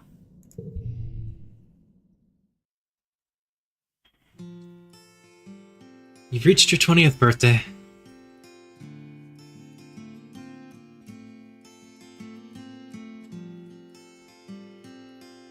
Roboticist. I said we were going to spend a lot of time in the robot lab.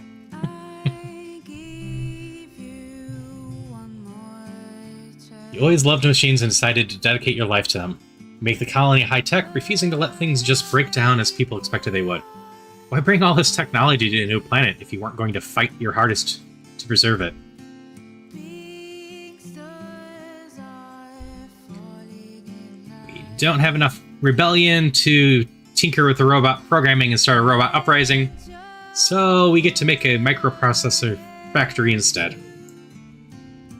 Not content to let the colony return to the Dark Ages, you coordinate with explorers to source some of the rare elements needed to create complex electronics. The first thing you set out to produce are new nanoprinters. Without those raw materials, It's not like nanoprinters could print their own replacements after all. Your new nanoprinters have an even longer lifespan. Oh, and they're locally sourced. You take Chief Engineer's instance console position when she retires. She retreats into her lab and is rarely seen, always working away on something. You're better with your robot coworkers than your human ones, but you make it work. But what about? You work for many years with Tangent in engineering. She's just as essential to you as she was to Instance, even if first she's a little resentful that you were named Chief Engineer over her. You always thought you had a good working relationship with Tangent, and she was happy being your second. Which is why it's a surprise when Tangent abandons her responsibilities the second one year after you're named Chief. At first, she's happy tinkering with her own research, passion projects that she'd had put aside when she was working in her lab on, for instance, things of little interest to Colony. Gradually, though, you notice that something's wrong. Her quarters, once so pristine due to lack of use, are jammed full of experiments. She takes her meals in her room and often disappears from the laboratory for days at a time. Any polite questions about her independent research are met with either wide-eyed silence or incomprehensible jumble of half-formed hypotheses or streams of consciousness. Even Instance finds her bizarre enthusiasm impenetrable. She spends more time alone with her experiments, people begin to worry. And then, she just stops. Everything. Her experiments languish. Tangent languishes. As her partner, you're allowed access to her inner sanctum, her quarters, now completely in disarray and reeking of rotten organics, where you find her still in bed more often than not. Sometimes she's sleeping, but most often she just lies there, tapped in a nightmare waking state by her hypercharged metabolism. You lie with her, talking about nothing, slowly uncovering her obsession with Dis's fate. Grief manifests at strange times, often requiring years to fully process. The Tangent chose to leave the lab. You help her realize that without structure in her life, she's currently struggling having to deal with a lifetime of grief all at once. She's burnt out, plain and simple. With your help, she managed to recover, but she's haunted for the rest of her life by the unanswered question, what happened to Dis? You and Tangent continue to date for a while, but ultimately your partnership fizzles out. A dramatic breakup isn't Tangent's style, but she does dump you pretty unceremoniously, claiming that she simply doesn't have the attention span to spare romantic entanglements. Her love life remains fairly private, though she's not as frigid as she always claimed. You hear from the colony gossip that she carries on with a string of casual relationships, mostly with other scientists, mostly women. Just like Instance, Tangent never donates genetic material to the next generation. She pretends not to care when people say it's such a shame that her tremendous intellect won't be passed on, citing intelligence is just as much nurture as nature. But you know the truth. She's terrified to pass on her family's mental illness to anyone. Tangent lives and dies in the shadow of what she almost caused to happen on Vertuma, knowing that she almost killed every living thing on the planet weighs heavily on her for the rest of her days. Unfortunately, even with genetic alteration, the human body was not made to withstand long periods without sleep, and Tangent's willful negligence in taking care of herself certainly doesn't help. She develops a heart condition in her early 60s that outpaces the healing capacity of the medbeds and eventually takes her life. But what about? Your parents never got to see the colony through, but you lived on in their stead. They'll always be with you, in the ground you walk on, in the trees that give you shade, and in the cycle that sustains you. But what about? Your robot friend Rob goes through many incarnations over the years, swapping its original VacuBot models and trying out many new functions. It spends a year as a garden bot with a set of pruning shears with one appendage, and has a brief stint as fresh as a predator bot, which does not go well. In the end, it settles on a repair bot and designation of its own, making Rob works with you in the workshop as a kind of assistant. The two of you are a funny team. Your little friend is generally happy and fulfilled. And in my later years? The days turn into months, eventually becoming years, then decades. Before you know it, you're old. Life is tough but rewarding. Fortuna continues to challenge you and your loved ones. The attacks continue every year, getting harder and harder to withstand. But not just that, but droughts, earthquake, diseases, storms, pestilence, and more. Some years you worry about the colony and humanity will be wiped off the map for good. The humans are good at surviving. The adversity strengthens your resolve, you mourn, you're dead, celebrate births, and keep adapting to whatever the planet throws at you. This is your home, for better or worse. You do what you can to make it a good one. Eventually, death comes to you, as it does everyone.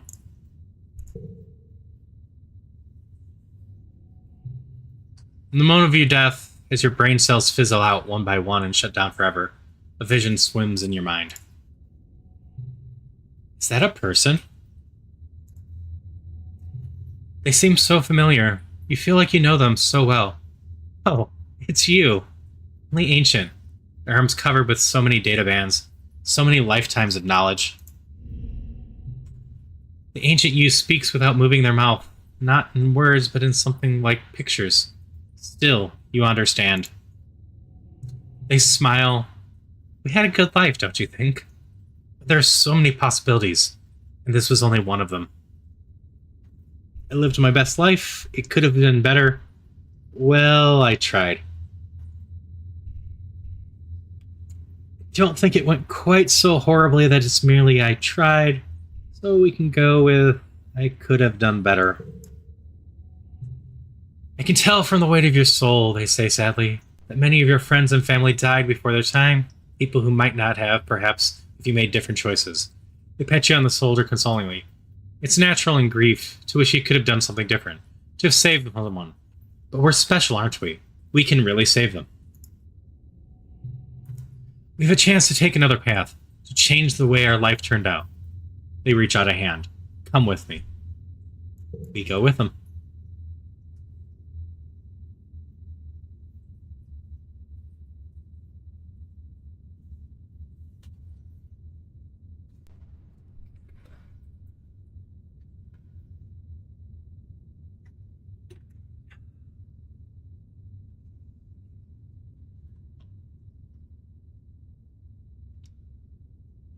So, yeah, seems like we need to at least get closer to Diz and keep him from going away if we want to reach a happy ending with Tangent.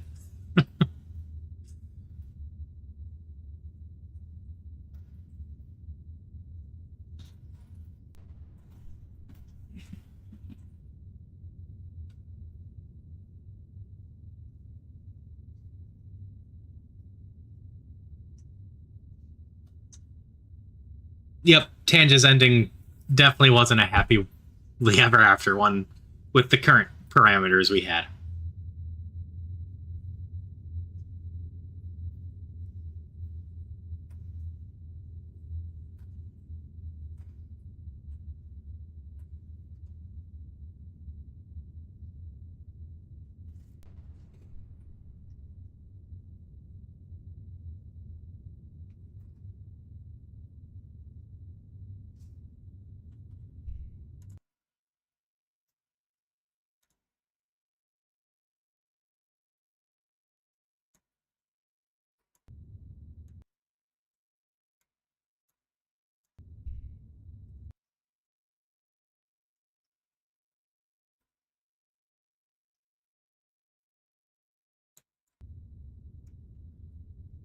So, I mentioned at the beginning, I'm undecided what to do, how much more Exocolonist is in the future. I don't think it's in the best idea to try to do 100%, because if each run takes 4 streams and there are 29 endings, and even if I do each ending perfectly, that's still over 2 years of streams on this game. That being said, I brought up I could do something like another run where we just focus a lot more on exploring right after this. I have another game in mind, another narrative game to do in 2 weeks or so, but I could always shift plans and do another run on that. I figure if we did a run where we were exploring, especially knowing with what happens today, might be doing something else. But I was leaning towards playing something else, at least in the midterm, and potentially after I've played the game on my own for a while, coming back to this, and when I have a kind of solved puzzle, doing a run where we can get the much happier ending, saving our parents and everyone we care about.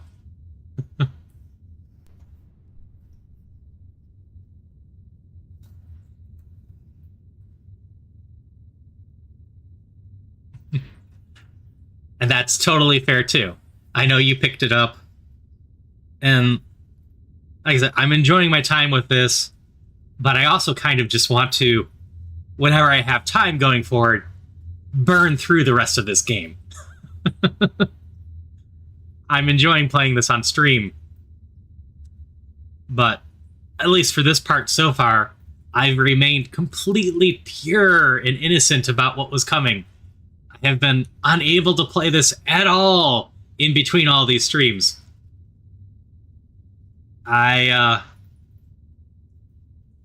really have wanted just to save Scum a couple of these choices to see how the outcomes change.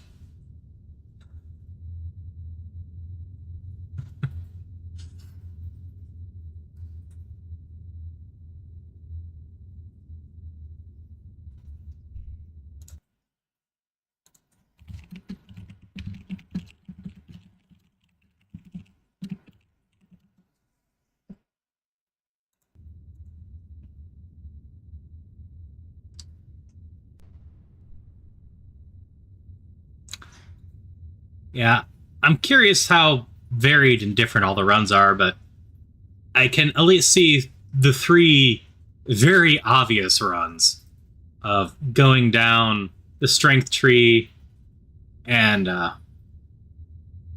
going down the brain tree. I don't know the actual terms for these. And going down the more creative, passionate yellow tree. Let's see. Endings gallery. Yep. Just have the one.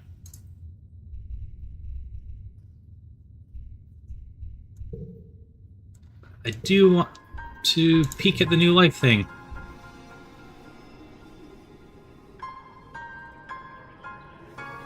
Thank you. Social, mental, and physical. We went heavily down mental in this route. And there's a bunch of different characters to chase down too, so there's obviously a lot of different stuff. But yeah, and if I played on my own... Oh, yeah, you missed that too.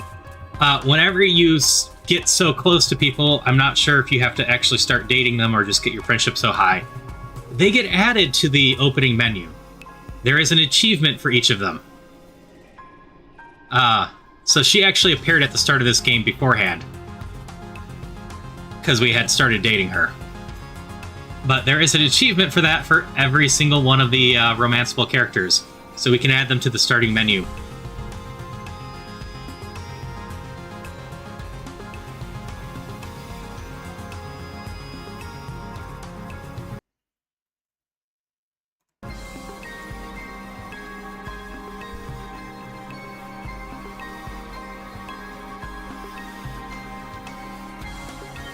But anyway, since you missed the announcement at the beginning, Tuda, my plan for next week was to play something different for a little bit. I haven't fully decided which game it's going to be, but just a showcase of something.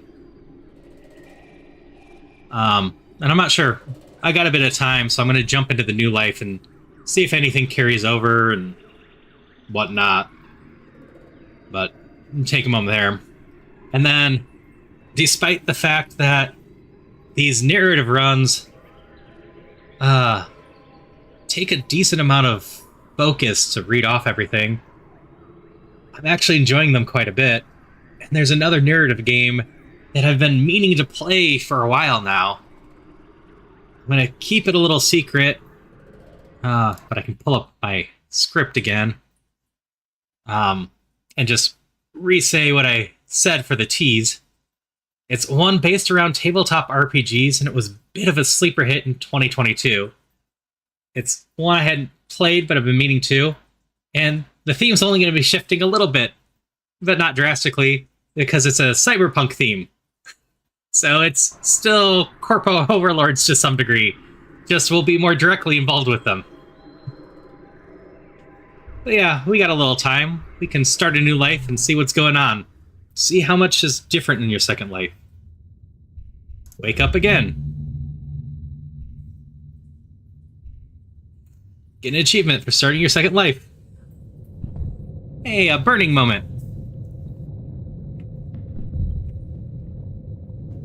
Wake up to chaos, a confusion of light and heat and smoke. Fire. Head is pounding. You must have hit and blacked out. You aren't sure how you got here or what on Vertum is happening. Something important you need to remember. Something lurches at the floor, crumbles beneath your feet, and collapses. This was actually how the game started last time. That was why I was commenting that this feels familiar. When we had reached that at this point, we had actually reached the very beginning of the game again. Something lurches at the floor, crumbles beneath your feet, and then collapses. Your body arches, your eyes burn from the smoke. Figure appears to your head. It's your friend. Friend. Wait, why can't you remember her name? She's gesturing, shouting her. All you hear is ringing your ears. What's going on? Try to speak, but the words come out jumbled. Your throat sneezes and a lung full of smoke. You feel crazy and confused, or dizzy and confused. Grim pulls you out of the rumble. She throws your arm over your shoulder and half drags you towards the door. Yeah, we had originally started the game learning about the dog. Steep, airy twilight, dark blue cold against the heat fire. Glow season. Glowing eyes. You shake your head to clear your vision. Is that some sort of dog, like from Earth? And then instead of having a trap prepared, it transforms and kills us. Creature howls and lunges and jaws open. And then we hit the title screen.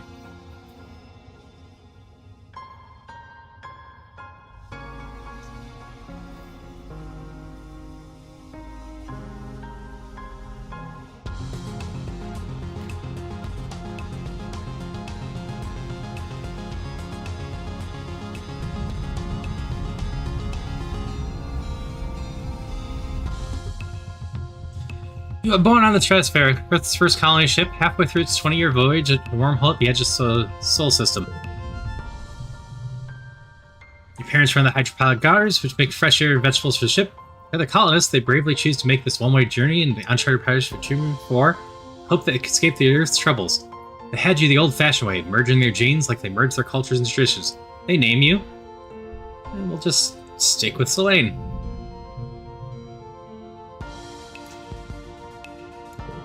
And we will stick in the middle like before.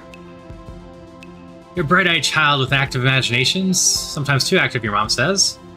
And it looks like we didn't even remember last run from that stuff. So we might not be actually carrying over anything besides our knowledge from the previous run, knowing that some of the horrible stuff that is coming and that we need to plan far in advance for trying to stop this.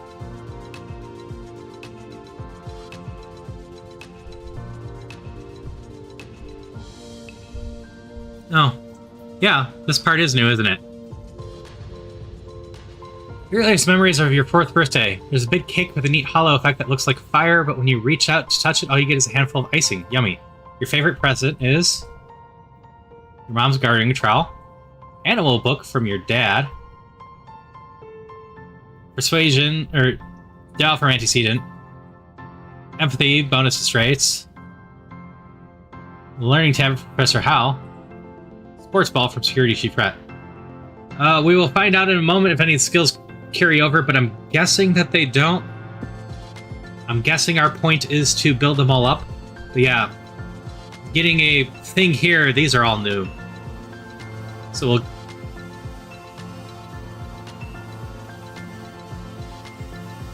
yeah, so I would agree with Stella.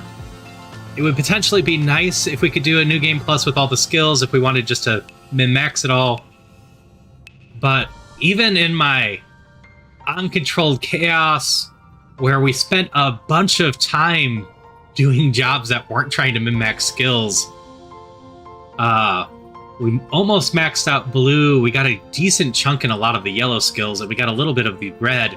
And between items and everything, we were able to get up to 60 out of 100 in most of the skills. So it feels like the point would be just to know what skills you want to chase after to try to do various stuff. So if in this run I'm gonna go do a bit more stuff outside, we will get a sports ball to start with. Kick a ball up and down the corridors all day. You want to play with Calm and the other older kids, but Chief Security Rhett says you should wait a few years. Seems nice. You don't understand why the other older kids are scared of him. Which, that's someone that we need to save. Need to find out if we can. From as early as you can remember, you've had vivid dreams every night. You still dream about strangers who seem so familiar, and with wide open spaces very different from stratospheric. Sometimes the dreams are bad, and it makes you scared to go to sleep.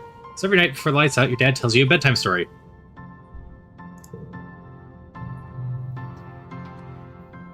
You often ask for Tales of Earth, a place you've only seen in holovids. Dad doesn't want to talk about it. How about we save that for another time, he says. Maybe when you're older. For his made-up stories. Don't feel like we had all these choices. Well, this one definitely wasn't there.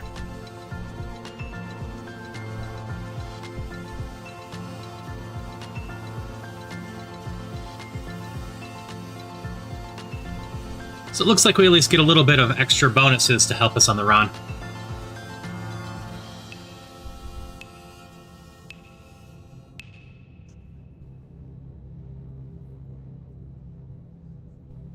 Sure, could just go with the engineering manuals. For fiction, forget fiction. You're strangely drawn to the diagrams and equations in the manual that accidentally found its way in the shelf with the kids' books. Spend hours divining the meaning behind these cryptic pictures. Your dad tries to explain them to the best of his abilities.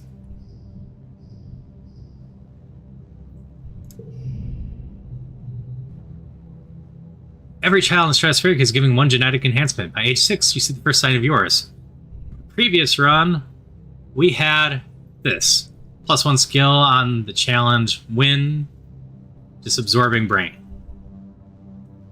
Calm temperament, we eventually got as well. But if we're gonna go, or off stream, I'm gonna go out and play outside a lot more. Probably want to go a lot more red this time.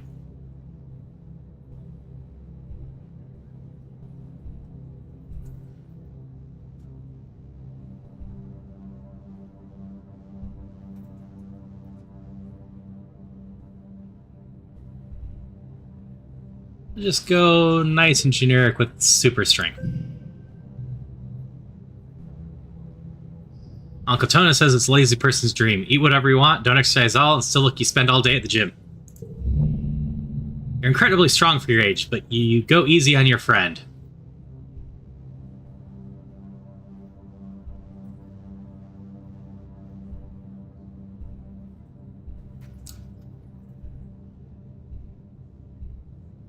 Oh, concurrence can be my friend.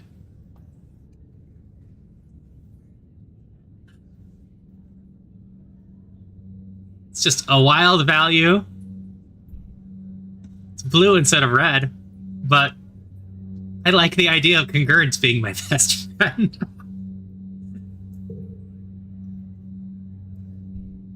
Yeah, wild right at the beginning seems quite good. And boosts blue a lot. So we can work on saving Dad with biology too. By the time you're 8, you spend more time talking to Sip's computer than others your age. You just seem to know some things about her without understanding why. Like how to ask nicely for her to treat you, one of the adults, unlocking commands that the other kids don't even know exist. It's a trick you do, a string of numbers and letters recited in a whisper, secret language between you and her alone. No, there's no kid versions of Rex and whatnot because they don't show up until year 15? 15 or 16, one of the two. You're 10 years old when the ship finally reaches the wormhole. Professor Howell says it's like a doorway to the other star systems. The planet Vertuma 4 on the other side. Your emergency drills for the months to prepare. Day finally comes, it starts with a rumble. then things start to slide off the tables. Hurry to gather near the door, the escape pods just in case. Single file, everyone. Professor Hall instructs you as you follow him. You. Nice to see you alive again, Hal.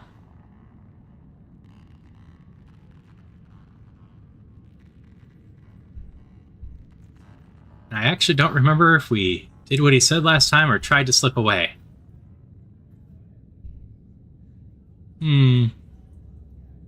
So long ago. Ah, that would make sense. Across our plays, we unlock new options, huh? We already unlocked some, so I suppose that's the other way to go about it. And how we might save Dad and whatnot. We might have premonitions about the sickness and be more firm about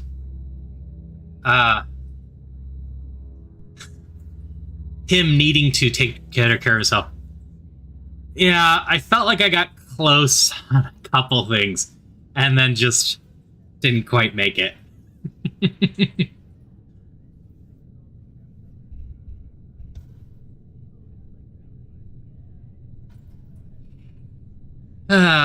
I can believe that. There was a couple things I got a sense for, and I got the sense for it slightly before the game told me, but I got a feeling I didn't get a sense quite early enough, or I didn't quite do things right. Like, when I was making the recap videos, I was amused. There was 2 or 3 times that I said something, and then the very next event was that thing being confirmed. Which is just a sign of, the quality writing, because I was picking up on what the game was laying down before it told me outright. Now we're going to slip away. We're going to be a little rebellious this time. I'll grab you by the scruff of your neck. Nope, sorry, Slane. There's no time to play around. You have to come with the rest of the class. First year is crowded with families. It's going to be fine, Slane, your dad soothes. We'll be through the wormhole and down the planet before you know it, just like we practiced. Rom gives him a sharp, furry look. Also, welcome back, parents. Ideally, you won't die in this run. Red emergency lights switch on as the siren begins to sound somewhere in the distance. You try to breathe slowly like you're taught. You're scared. You look up the porthole. The stars are gone. When you're frightened, you go, Well, don't have organizing. Empathy or toughness. I don't think we had the toughness last time, so why don't we put on a tough face? Sometimes you pretend to be confident so the people around you will be less scared. You look over at your classmate Tange and realize she's doing the same thing. She gives you a hard smile. You return it and keep focusing on your breathing. You wait. The shaking builds. Then everything starts to get very weird. Hallway stretches. You're stretching too, your arms impossibly long. It feels like it's slowly filling up like a balloon and contacting down on the sides of an atom at the same time. Is this the wormhole? You hear the distant ominous squeal of metal giving away as the ship shudders and lurches in slow motion. Where is part of sense of deja vu? You're sure this has happened before to you now. You know somehow that everything's going to be okay. Shuddering reaches a crescendo. You hear an impossibly loud crunch and feel weightlessness for a few seconds before the gravity slams you back against the wall head first. You black out. So unconscious, you feel yourself twisted out of time. Today, yesterday, and tomorrow all at once. And more than just one tomorrow. Lots of them. Different tomorrows. You find yourself in a place that you know from your dreams. Tilled fields, dramatic ridges, and stranger. But also not a stranger. Grinning as she grabs your hand. Hurry up, she says. I'm not going to let you miss this. Hey, adult Mars, or older Mars. Distantly, you feel the ship's shaking has stopped, and you hear parents' worried voices. Feeling safe, you slip further into the warm embrace of the stars. You drift. Gradually, your consciousness reforms. You wake up in the medbay. The medbay under you plays a soft tone and automated voice. 2 weeks have elapsed. The patient's cranial image has completely healed. They may now safely be discharged. The fog lifts from your head, and you realize something seems different about this room. It's so bright. You try to focus on the window. Something's definitely different. Yep. I'll have fun. We're about to end this anyways. I'm just getting back to the very start. But thanks for joining, Stella. It's nice having you around.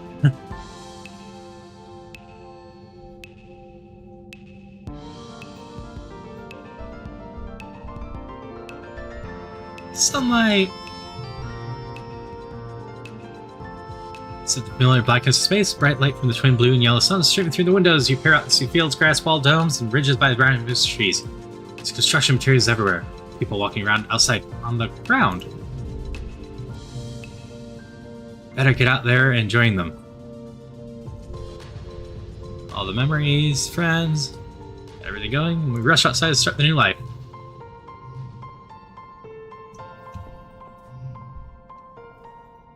Oh, Tammy jumps as you step in the quarters behind you. You're awake. You are better? Still better to see your dad?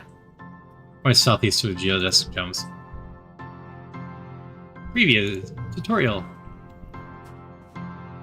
But, yes. Reset this.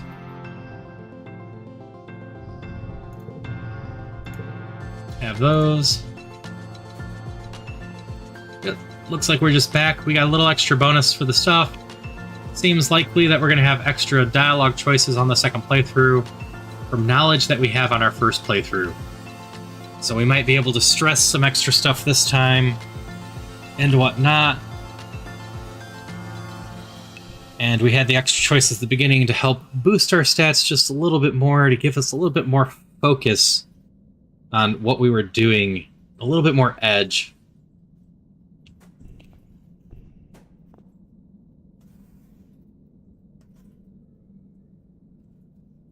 But I was a Teenage Exocolonist, the first run of apparently at least 29 if I want to see all the endings.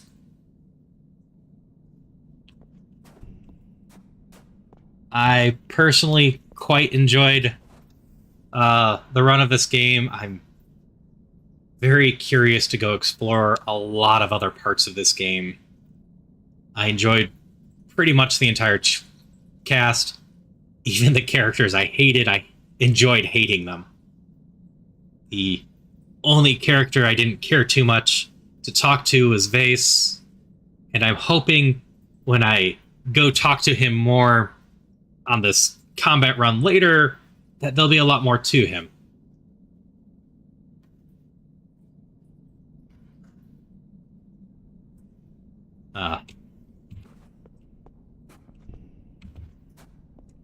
Beyond that, like I said, I adored my time with this game. I'm looking forward to diving a lot deeper into it off the stream.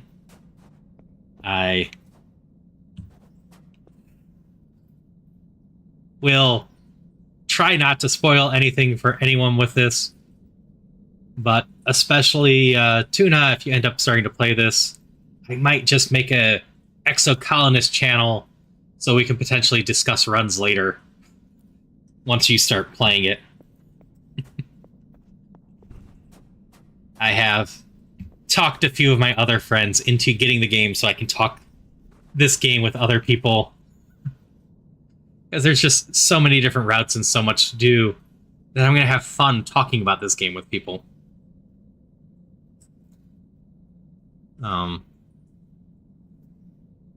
current plan is to stream again tomorrow night at 7:30 Central until about 9:30 Central. Because I haven't done it for a bit. I'm planning on doing Balatro. It might just be a nice little chill one, but I'm planning on messing with something. So if I can get it up and running right and find some interesting ones, I'm probably going to instead mess around with some mods and show off some of the more interesting mods with Balatro tomorrow night. Because there is a modding scene with it. And I've been meaning to dive into that modding scene a bit. Nothing too crazy, but I figured it would be fun to explore those for a bit. So, why not?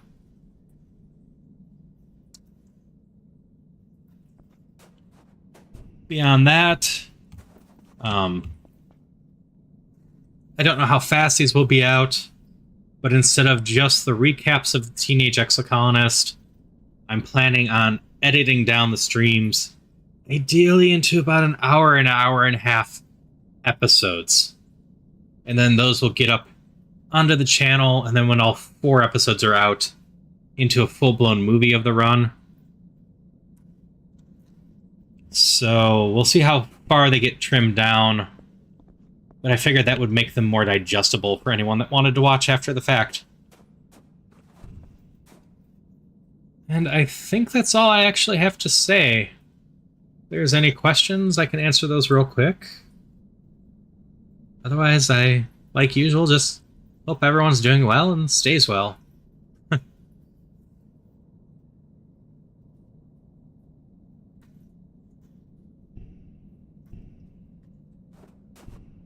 I should save.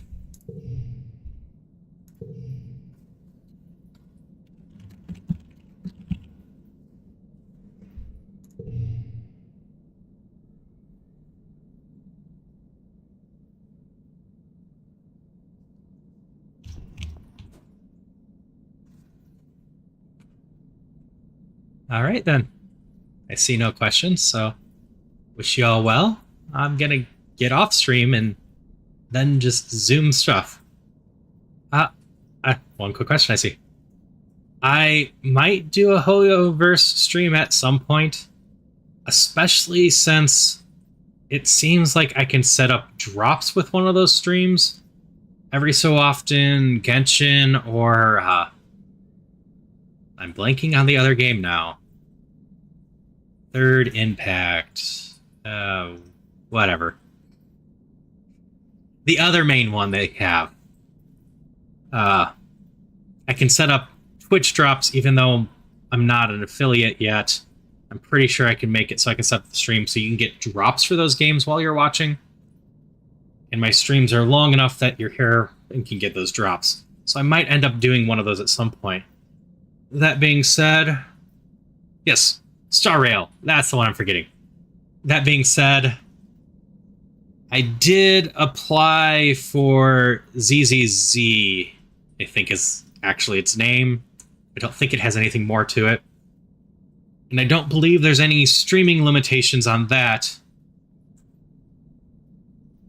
So if I ended up in the next beta for that, I'll probably end up streaming that one just for the heck of it. Alright, Zenless Zero Zone, that's what ZZZ stands for. Got it. Because that one has some interest to me, because from my understanding, that's a bit of a roguelike game, and as you've probably figured out, I like my roguelites.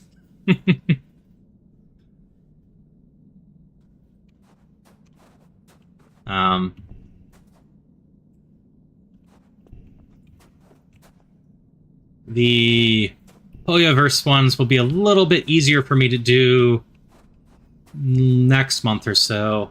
I bought myself a hard drive upgrade, so Genshin taking up 100 gigs on my computer will be less of an issue. It could just sit there eating up, 1/40th of my hard drive instead of 1/10.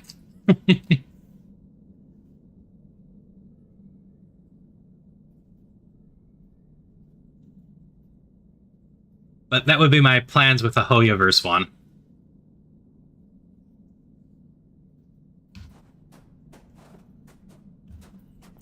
Yeah, I haven't looked into ZZZ too much.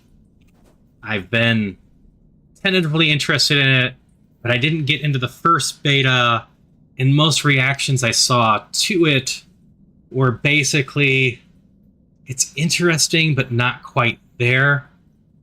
So I signed up for the second beta, or most recent beta, it might even be the third, when I heard about it, because I'm hoping that they'll have tweaked it a little bit and be a little bit more fun. I don't get super into the Hoyoverse games. Like, I played Genshin for a while, and I played Honkai for a while. Enjoy them for about 30 to 50 hours, and then kind of just burn out as I hit the wall. But those first 30 to 50 hours tend to be really enjoyable. So I'm hoping ZZZ is the same way, but if it's actually an enjoyable roguelike mode, I could end up spending a lot more. If a roguelike mode is a good cycle for me, I'll play a lot of it. Like in Honkai, I spent a lot of time in the simulator. Probably half my time was in that simulator. It's not an amazing roguelike mode, but I still enjoyed it. I wished it had more depth.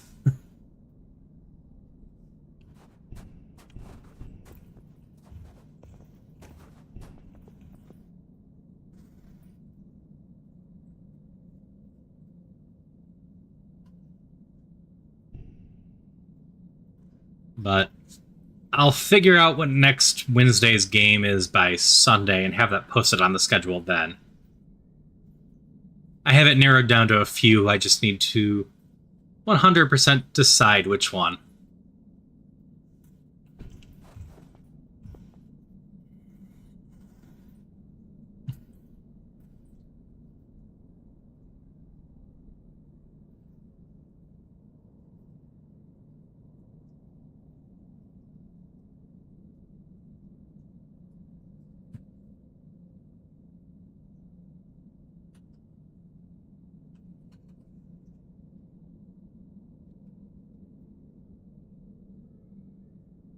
All right. With all that, again, I hope everyone's doing well, and I hope the rest of the week treats you well. Potentially see you tomorrow night, and have a good one.